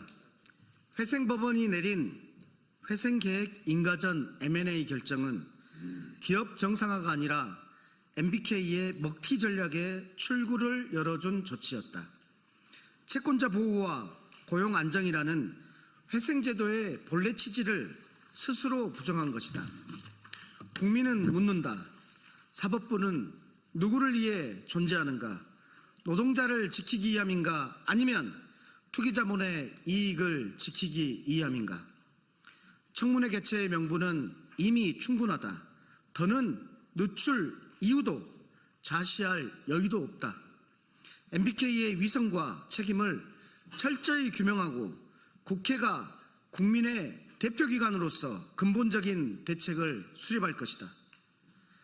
더불어민주당 정무위원회 위원 일동은 국민과 함께 MBK의 책임을 끝까지 규명하고 홈플러스 정상화와 노동자, 입점업체의 생존권 보장을 위해 모든 힘을 다할 것이다. 2025년 8월 21일 더불어민주당 국회 정무위원회 위원 일동. 네, 고맙습니다. 이상 민주당 정무위원회 기자를 마치도록 하겠습니다. 안녕하십니까. 대선 불법 현수막 대응특별위원회 위원장 김현입니다. 오늘 저희 더불어민주당의 공식 특별위원회로 통과가 되고 나서 첫 번째 기자회견을 갖도록 하겠습니다. 함께하신 의원님 소개해드리겠습니다. 최현일 위원이십니다. 김동화 위원이십니다. 내용은 강원모 변호사님도 함께했습니다. 내용은 우리 최현일 의원님과 김동화 의원님께서 발표하도록 하겠습니다. 네, 영등포가 국회의원 최현일입니다. 기자회견문을 낭독하겠습니다. 대선 불법 현수막, 표현의 자유라는 이름으로 방치할 수 없습니다. 더불어민주당은 대선 불법 현수막이 대응하기 위해 8월 18일 최고위원회에서 대선 불법 현수막 대응 특별위원회를 설치하고 본격적인 활동에 돌입합니다. 특별위원장에는 김현 의원, 부위원장에는 김동화 의원, 위원은 국토위 소속 전용기 의원, 행안위 소속 최현일 의원, 홍보위원장 한웅현 위원장, 법률 자문을 위해 강원모 변호사, 이지수 변호사로 구성되었습니다. 향후 입법 제도 개선을 위해 행안위 소속 의원과 현수막 문제가 심각한 영남권 인사들을 추가 선임하여 전국적 대응을 전개할 것입니다. 최근 내일로 미래당을 중심으로 제21대 대통령 선거를 부정하는 허위 조작, 정보 현수막이 전국에 걸리고 있습니다. 이재명 대통령과 시진핑 주석의 얼굴을 합성한 이미지와 함께 부정선거 주범을 수배합니다. 중국 공산당과 선관위가 만들어준 가짜 대통령이라는 허위 문구를 게재한 명백한 허위 조작 정보입니다. 해당 현수막을 비롯하여 전국의 현수막을 통해 허위 사실을 유포하고 있는 내일로 미래당에 관련하여 경찰 수사가 진행 중에 있습니다. 대선을 이틀 앞둔 시점에 전국 고3 유권자를 타겟으로 카톡 인스타 검열이라는 허위 조작 정보를 유포한 배후의 시민단체는 보건학문인권연구소 김문희 대표입니다. 당시 김문희 대표는 본인의 페이스북에 자유민주당 이름으로 현수막 작업을 한다고 공지하고 보건학문인권단체의 계좌를 통해 후원금을 모금했으며 현수막에는 내일로 미래로 당이라고 직접 펜으로 써서 개처했습니다. 해당 현수막에 대한 다수의 신고를 접수한 서울 수서경찰서는 공직선거법 위반 혐의로 지난 8월 14일 보건학문인권연구소 김문희 대표의 강남구 소재 자택을 압수수색하였고 악수물 분석을 마친 뒤 정식 소환 예정하여 조사할 예정입니다. 김문희 대표가 운영 중인 보건학문인권연구소는 2020년 8월경 백신, 마스크, PCR 반대를 주장하며 설립했고 보건, 생활 건강을 내세우며 교육 분야의 좌파 교육, 혁신 교육, 성평등 교육 반대, 태극기 집회 참석, 부정선거 주장, 허위 조작 정보 전파, 김문수 지지 선언 등의 활동을 해오고 극우 유튜버와 함께 활동해 온 것으로 밝혀졌습니다. 더욱 충격적인 것은 불법 댓글 공작팀을 운영해온 리박 스쿨과도 깊은 인연을 맺고 있다는 것입니다. 노벨 문학상 수상자인 한강의 소설 채식주의자 등을 유해 매체물로 지정하고 교육청과 학교의 폐기를 압박해오며 리박 스쿨과도 인연을 맺고 있습니다. 수차례 리박 스쿨 손효숙 대표가 이끈 단체들과 활동하거나 성명에 함께 이름을 올려왔고 손효숙 대표 주도로 만들어진 늘봄학교 지지 범시민교육연합에도 참여했습니다. 더불어 자유 대한민국 건국 정신 바로 세우기 운동을 선포한다며 열린 이승만 건국 대통령 6.3 정읍선언 78주년 기념 행사에 참여 단체로 리박스쿨과 보건학문 인권연구소가 나란히 이름을 올리기도 했습니다.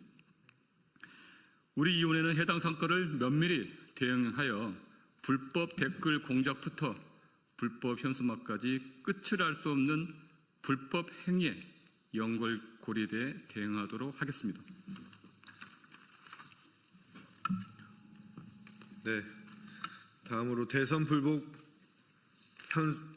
현수막 대응 특별위원회 활동 계획에 관해서 말씀드리겠습니다. 첫 번째, 현수막 정당에 대한 검증 및 관련법 개정입니다. JTBC 보도에 따르면 내일로 미래로 당은 타 사무실 주소를 빌려 선관위에 등록하고 현수막 개천만을 주 활동으로 하고 있습니다. 당대표가 이를 새로운 트렌드라며 자랑까지 하는 실정입니다. 강력한 법적, 정치적 조치가 필요하기에 우리 위원회는 정당법 적용 범위를 확대하고 현수막 정당의 폐단을 차단할 근본적 대안을 마련하겠습니다. 더불어 중앙선거관리위원회에 신고한 불법 정치자금권에 대한 조속한 수사를 촉구합니다. 두 번째, 선거관리위원회의 역할 강화 방안입니다. 국민소통위원회는 중앙선거관리위원회에 이재명 대통령 얼굴을 시진핑 주석과 AI로 합성한 허위 조작 정보 현수막에 대해 공직선거법 위반과 AI 생성형 이미지 관련에 대한 유권 해석을 요청했지만 정당법 제37조에 따른 통상적인 정당 활동으로서 제한할 수 없다는 답변만을 받았습니다. 중앙선거관리위원회는 표현의 자유를 보장하는 법조항과 현행 공직선거법으로는 제재할 근거가 부족하다는 입장을 밝혔습니다. 우리 위원회는 중앙선거관리위원회가 실효성 있고 책임 있는 대안을 가질 수 있도록 방안을 마련할 것입니다. 선관위는 부정선거 허위조작 정보 대응에 있어서 직접적인 연관이 있는 위원회인 만큼 적극적인 기조로 대응해 줄 것을 요청합니다. 세 번째, 법률 및 제도 개선입니다. 근본적인 문제 해결을 위해 법률 및 제도 개선 방안을 마련할 것입니다. 김병기 원내대표와 허철훈 중앙선거관리위원회 사무총장과 면담을 통해 선관위의 대응 방안 마련을 요청하였고 허위 선동 표현물에 대한 명확한 판단 기준 마련과 함께 철거 권한 및 실효적 제재 수단 확보를 위한 법령 개정 등이 시급하다는 점을 강조하였습니다. 법령 개정 등을 위한 전문가 토론회를 개최해 구체적이고 실효성 있는 법령의 기틀을 마련할 것입니다. 대선 불복 현수막 대응 특별위원회는 불법 현수막의 근절을 위해 법률 및 제도 개선안을 마련하는 데 노력하겠습니다. 다음으로 강원모 변호사께서 향후 법적 대응과 관련해서 간략히 말씀하겠습니다. 네, 반갑습니다. 저는 국회 교육위원회 소속 더불어민주당 고민정 의원입니다. 더 이상 이 극우화의 확산을 막아야 한다는 생각이 굉장히 강하게 들었습니다. 특히나 교실의 극우화 현상이 갈수록 심각해지고 있다는 점을 여러 뉴스와 언론 또 주변 상황들을 보시면서 많은 국민들께서 공감하시리라 생각이 듭니다. 그래서 저는 교실 극우화 방지 3법을 발의하게 됐음을 말씀드립니다. 준비한 원고를 읽겠습니다. 안녕하십니까. 저는 국회 교육위원회 소속 더불어민주당 고민정 의원입니다. 최근 극우 이념의 교실 침투에 대한 사회적 우려가 커지고 있고 곳곳에서 경고등이 켜지고 있습니다. 리박스쿨 사건이 대표적입니다. 극우적 역사관으로 무장한 리박스쿨은 극우 전사 양성을 목표로 교실에까지 침투해 충격을 준 바 있습니다. 5.18을 폄훼하고 전두환의 명예회복을 주장한 이들은 수년간 초등학생과 청년들을 대상으로 극우 세력을 양성하기 위해 대단히 조직적인 사업을 벌여왔습니다. 그러면서 늘봄 교육에까지 손을 뻗쳐 공교육을 극우 세력 양성의 발판으로 삼으려 했습니다. 10대 청소년들이 이념적으로 편향된 극우 유튜버에 노출되면서 역사나 사회 문제를 균형 있게 이해하지 못하는 문제도 발생하고 있습니다. 일각에서는 전직 대통령을 조롱하고 외국인 노동자와 장애인 등 사회적 약자에 대한 혐오를 놀이처럼 소비하는 일도 벌어지고 있습니다. 우리 눈앞에 경고등을 직시하고 해법을 마련해야 합니다. 대한민국의 미래인 아이들이 잘못된 역사관과 혐오적 인식에 노출되는 환경을 그대로 둬서는 안 됩니다. 균형적이고 비판적인 시각으로 스스로 생각하며 올바로 성장할 수 있도록 해야 합니다. 이를 위해 교실 극우화 방지 3법을 마련했습니다. 첫째, 교원의 정치기본권 보장 입법입니다. 극우 인식의 교실 침투를 막을 수 있는 첫 번째 방파제는 바로 교사들입니다. 아이들이 무비판적으로 유튜브를 통해 잘못된 생각에 물들 때 이를 가장 잘 아는 사람도 바로잡아줄 수 있는 사람도 선생님이기 때문입니다. 교원 정치기본권 보장은 교실에서의 민주시민 교육을 강화하는 토대가 될 것입니다. 현재 국회에서는 다수의 교원 정치기본권 보장 입법이 발의되어 있습니다. 그러나 정치기본권 전면 보장에 대해서는 교육의 정치 중립성 훼손에 대한 우려가 있는 것도 사실입니다.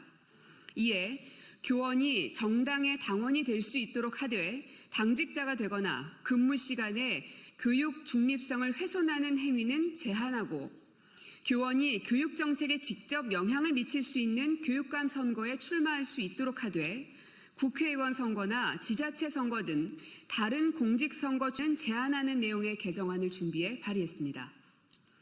교육의 정치 중립성 훼손에 대한 우려는 해소하면서 교육기본법에서 밝히고 있는 교육의 목표인 민주시민 양성에 밑도를 놓는 의미 있는 진전이 될 것입니다. 둘째, 학교에서의 디지털 미디어 문해교육 강화 입법입니다. 학생들이 일상에서 접하고 있는 유튜브, 인스타그램 등 SNS에는 가짜뉴스 등 허위 정보가 포함된 콘텐츠가 무작위로 확산되고 있습니다. 학생들이 가짜뉴스 등 왜곡된 정보에 무분별하게 노출되면서 비판 없이 그대로 받아들일 가능성도 높아지고 있습니다. 문해력은 모든 학습의 기초 체력입니다. 아이들이 스스로 사고하고 판단하면서 올바름을 가릴 수 있는 눈을 기를 수 있도록 해야 합니다. 이에 교육부 장관이 디지털 미디어 문해교육 기본계획을 5년마다 수립 시행하도록 하고 국가와 지자체가 인력과 예산 등 행정적, 재정적 지원 방안을 마련하도록 해 공교육에서의 디지털 문해교육을 체계적으로 강화할 수 있도록 디지털 기반 원격 교육 활성화 기본법 개정안을 발의했습니다. 마지막으로 가짜뉴스 극우 유튜브 제재 강화 입법입니다.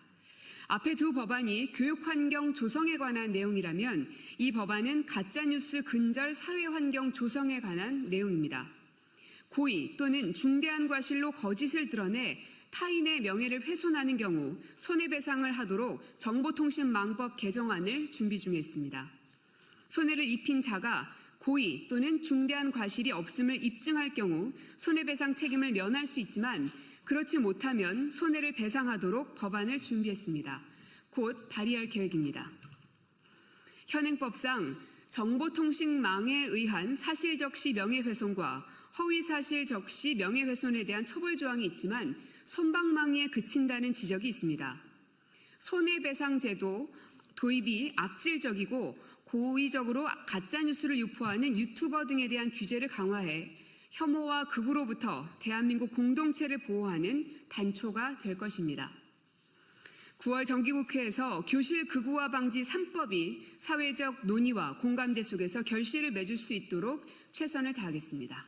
고맙습니다. 네, 궁금하신 사항은 밖에서 백불 진행하도록 하겠습니다. 네, 진보당 브리핑 시작하겠습니다. 부대변인 이미선입니다. 세월호 참사 희생자 고 임경빈 군 구조 실패한 해경지휘부의 면죄부 준 판결을 분노합니다. 서울고등법원이 8월 20일 어제 세월호 참사 희생자 고 임경빈 군 구조 실패에 대해 해경지휘부의 책임을 또다시 부정했습니다. 국가 일부 책임만 인정했을 뿐 구조 지휘 책임자들에게는 명백한 면죄부를 준 것입니다. 참사 당시 임경빈 군은 구조됐지만 4시간 넘게 병원 이송이 지체돼 결국 숨졌습니다. 헬기 대신 함정을 택한 결정이 해경지휘부의 의전 때문이었다는 사실에도 책임을 묻지 않을 수 없습니다. 이 참혹한 진실은 유가족이 직접 수백 건의 자료를 뒤져 밝혀낸 것입니다. 재판부는 생존 가능성이 낮았다고 했지만 당시 누가 이를 정확히 예측할 수 있었겠습니까? 이는 구조 책임을 회피하기 위한 변명일 뿐이며 유가족과 국민을 절망에 빠뜨리는 무책임한 논리입니다. 골든타임은 무능한 정부와 해경지휘부의 판단착오로 흘러갔고 매뉴얼은 철저히 무시됐습니다. 그러나 법원은 이를 중대한 과실로 인정하지 않았고 현장 구조자에 대해 책임을 묻지 않는 잘못된 선례를 남겼습니다. 그날 바다에 있던 이들은 구조가 아닌 방기 대상이었으며 11년이 지나도록 사법부는 책임을 회피하고 있습니다. 이것이 과연 정의입니까? 명백한 불의입니다. 유가족과 시민들은 11년간 진실을 위해 싸워왔으며 진실규명과 책임자 처벌, 재발 방지 대책 마련이 이루어질 때까지 이 싸움은 끝나지 않을 것입니다. 국민 생명을 외면한 구조 방기에 대해 누구도 예외 없이 끝까지 책임져야 합니다. 그렇지 않으면 참사는 반드시 반복될 것입니다. 두 번째 브리핑 드리겠습니다. 공영방송 정상화의 시작, 방문진법 개정안 통과를 환영합니다. 방통위 전면 개혁도 중요합니다. 언론의 자유를 지키기 위해 부당한 권력에 맞서 싸웠던 고 이용마 MBC 기자의 6주기인 오늘 정치권의 방송 개입을 최소화하고 공영방송 독립성을 강화하는 방송문화진흥회법 개정안이 마침내 국회 본회의를 통과했습니다. 이는 공영방송을 국민의 품으로 돌려놓기 위한 중대한 언론개혁의 이정표이자 수많은 언론인과 시민사회에 염원이 반영된 결과입니다. 하지만 언론개혁은 방송법 개정만으로는 완성되지 않습니다. 방송통신위원회의 전면적인 개혁 없이는 진정한 공영방송 정상화와 언론개혁, 민주주의 회복도 불가능합니다. 정치적 독립성 보장, 위원 선임 절차의 투명성 확보, 권력과의 완전한 분리 등 개혁 과제들이 함께 실행되어야 합니다. 특히 주목해야 할 인물이 있습니다. 내란 속에 윤석열이 임명한 이진숙 방송통신위원장입니다. 그는 공영방송 독립성 수호는커녕 내란 정권 입맛에 맞는 인사를 강행하며 공영방송을 권력의 도구로 전락시켰습니다. 내란 정권 대통령 심기 경호에만 몰두하다가 윤석열 탄핵 이후에는 정쟁을 부추기며 자신의 입지만 챙기고 있습니다. 그의 행태는 자격 없음을 분명히 드러냅니다. 즉각 사퇴해야 합니다. 고 이용마 기자가 남긴 말처럼 세상이 바뀌는데 언론이 제 역할을 했다는 평가를 받는 날이 왔으면 좋겠다는 바람을 반드시 현실로 만들겠습니다. 그 시작은 방송 3법 개정이며 이진숙 체제를 끝내고 시민과 언론이 함께하는 진정한 언론개혁의 완성에 있습니다. 이상 브리핑 마치겠습니다. 고맙습니다.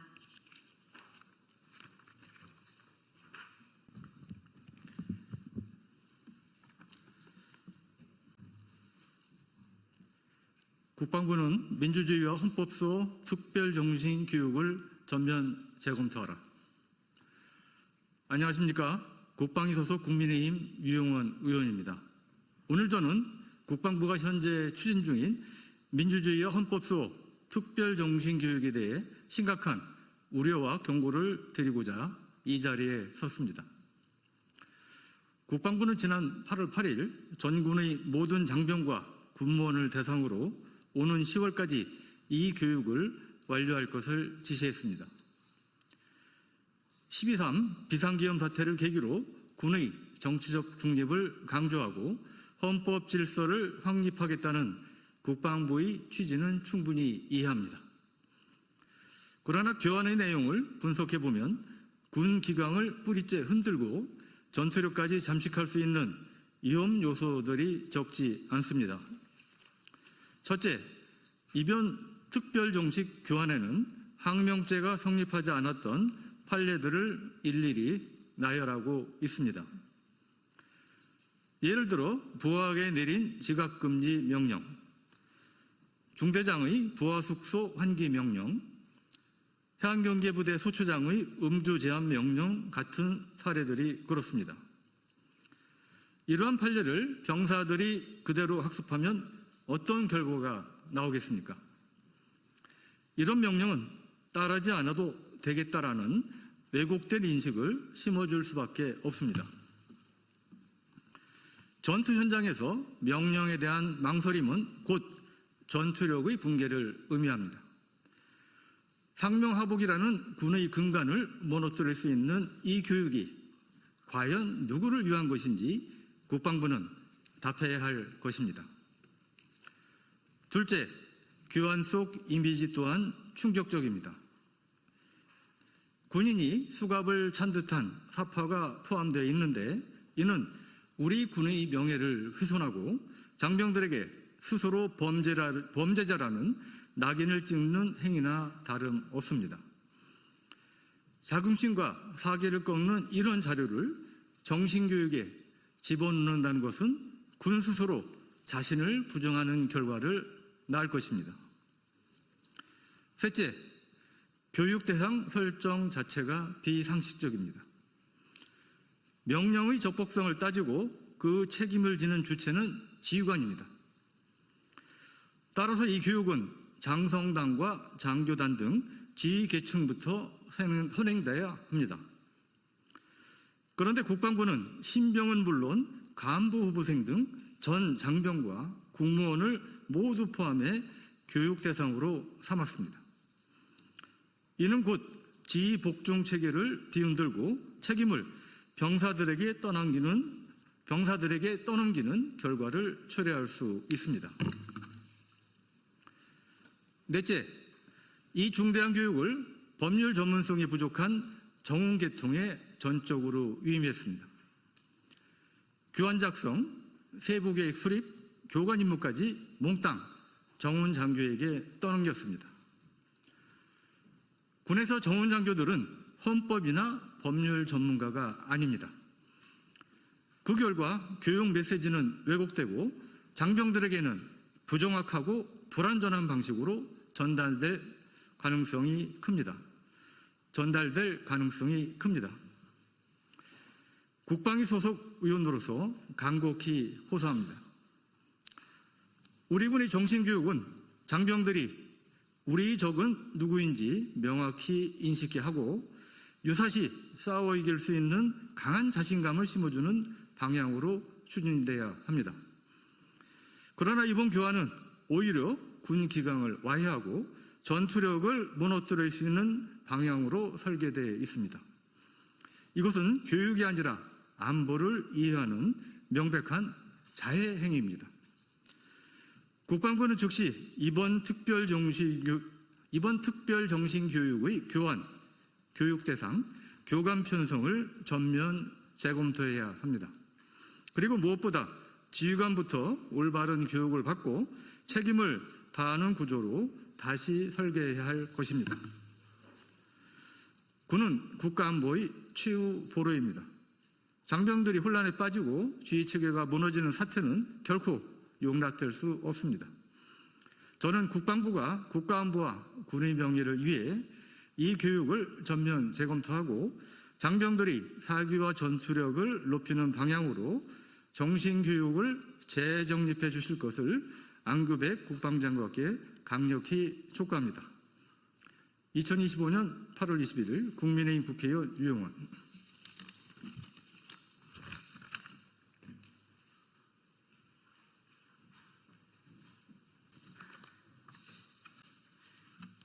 국회의원 서영교입니다. 법사위원 서영교입니다.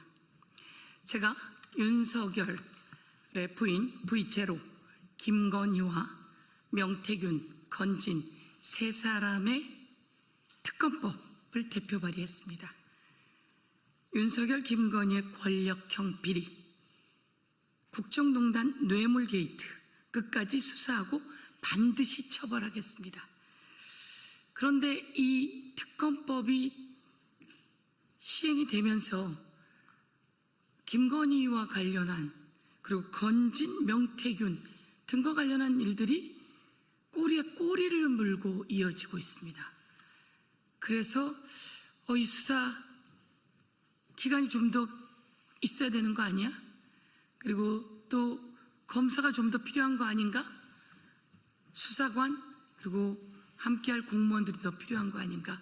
이런 요구가 아주 많이 나오고 있습니다. 그래서 우선 먼저 혹시나 연장해야 될 필요가 있거나 혹시나 수사관이나 특검이 더 필요할 수가 있기 때문에 제가 법안을 2탄으로 대표 발의했습니다. 그와 관련해서 여러분께 기자회견문을 낭독하도록 하겠습니다.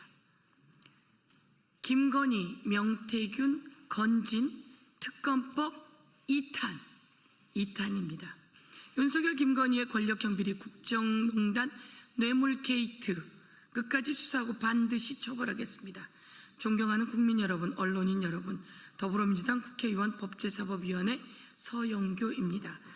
오늘 저는 김건희와 명태균, 건진 법사 관련 국정농단 및 불법 선거 개입 사건 등 진상규명을 위한 특별검사법 개정안을 대표 발의했습니다. 이번 개정안은 지난 4월 25일 제가 대표 발의에 통과시킨 김건희 특검법의 후속 개정안, 이른바 2탄입니다. 당시 1탄 법안으로 이미 특검이 가동되어 수사를 진행하고 있지만 드러나는 권력형 비리의 범위가 너무나 방대하고 보다 강력한 제도적 보완이 필요하다는 국민적 요구가 커져가고 있습니다. 이번 개정안의 핵심은 특검의 수사 기간과 인력을 대폭 확대하는 것입니다. 특검의 기본 수사 기간을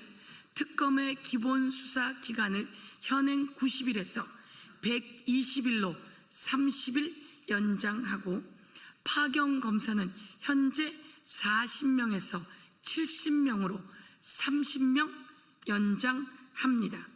파견 공무원을 현재 80명에서 140명으로 확대하는 내용을 담고 있습니다.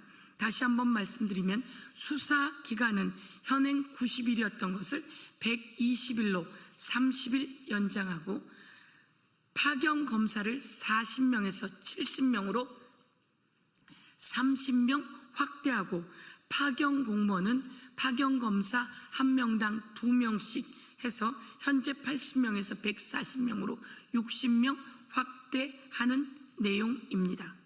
지난 6월 임명 이후 특검은 본격적인 수사를 개시해 성과를 내고 있습니다. 김건희, 윤석열 일가와 측근의 비위가 그런데 꼬리에 꼬리를 물고 이어져 새로운 범죄 혐의들이 속속 드러나고 있습니다. 현재 인력과 기간만으로는 감당하기가 어려운 상황입니다. 검찰이 수사하고 있는 집사 게이트, 당사자 김예성은 해외에서 체류하면서 소환이 늦어졌고 도이치모터스, 웰바이오텍 주가 조작 사건도 난항을 겪고 있습니다. 특히 웰바이오텍 400억 원대의 차익 의혹의 몸통으로 지목되고 있는 이기훈은 현재 소재조차 파악되지 않고 있어 수배 중인 상황까지 되어 수사가 지연되고 있습니다.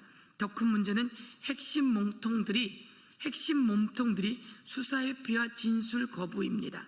윤석열은 속옷바람으로 구치소에서 안 나오겠다고 버티며 특검 조사에 불응하고 있고, 김건희는 잦은 진술 회피로 수사를 지연하고 있습니다. 권력형 비리 범죄의 특성상 증거인멸과 수사 회피는 끊임없이 반복되고 있습니다. 특검이 충분한 기간과 인력을 갖추지 못한다면 철저한 진상규명과 책임자 처벌을 완수하기 어렵습니다.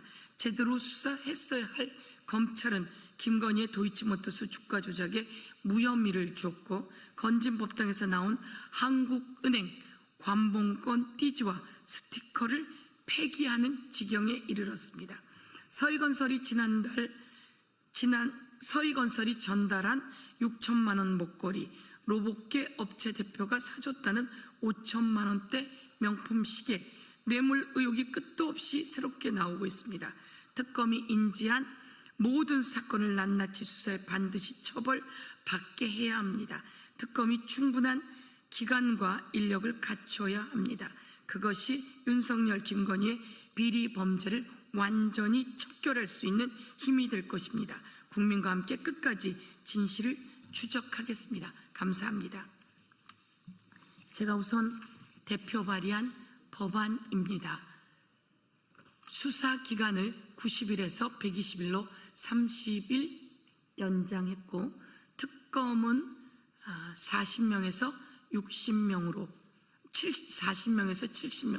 30명 확대했고, 그리고 파견 공무원도 80명에서 140명으로 60명 확대하는 안입니다. 이 법안이 그 법안이라는 말씀을 드리겠습니다. 그리고 저희들이 오늘 이렇게 한번 피켓을 만들어 봤습니다. 이 앞에 있는 것은 반클리프 아펠 목걸이 6천만 원, 그리고 브로치 3천만 원, 그리고 그라프 목걸이 6천만 원, 샤넬백 2개, 그리고 이것은 시계이죠. 시계. 이 시계는 5천만 원대 시계인데 어떻든 3,500만 원인가 할인받아서 샀다고 하는데요. 이렇게 엄청난 물건들이 어디로 갔는지 사라져가고 있는데, 이에 대해서 철저히 압수해내고 수사하는 것들이 필요합니다. 그리고 가장 획기적인 것은 바로 이겁니다.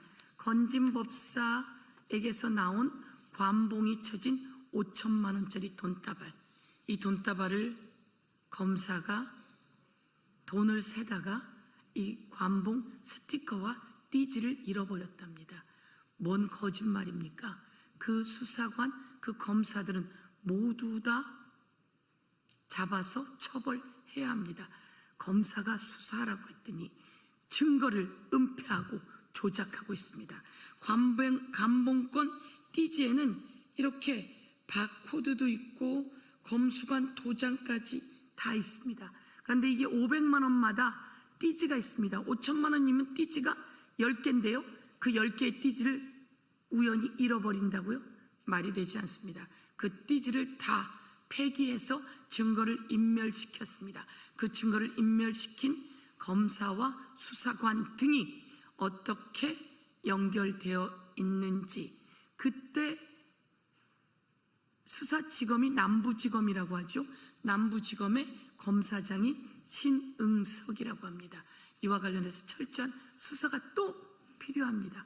꼬리에 꼬리를 물고 있어서 저희들이 오늘은 특검의 수사기간을 연장하고 특검 파견 검사를 확대하고 파견 공무원을 확대하는 안을 냈다라는 말씀을 드리면서, 필요하면 빠르게 국회에서 통과시키고, 그렇지 않다면 이 상황이 급하게 이 법안이 필요하다면 또 그렇게 통과시킬 것입니다. 수사하는 과정 속에서 이 법안의 통과가 크게 필요하지 않다면 또한 발의해 놓는 것으로 의미를 두게 될 것이나, 지금 상황으로는 이 법안의 통과가 급하게 필요하다, 이런 상황이라고 보고 드리겠습니다. 이상으로 인사드리겠습니다. 감사합니다.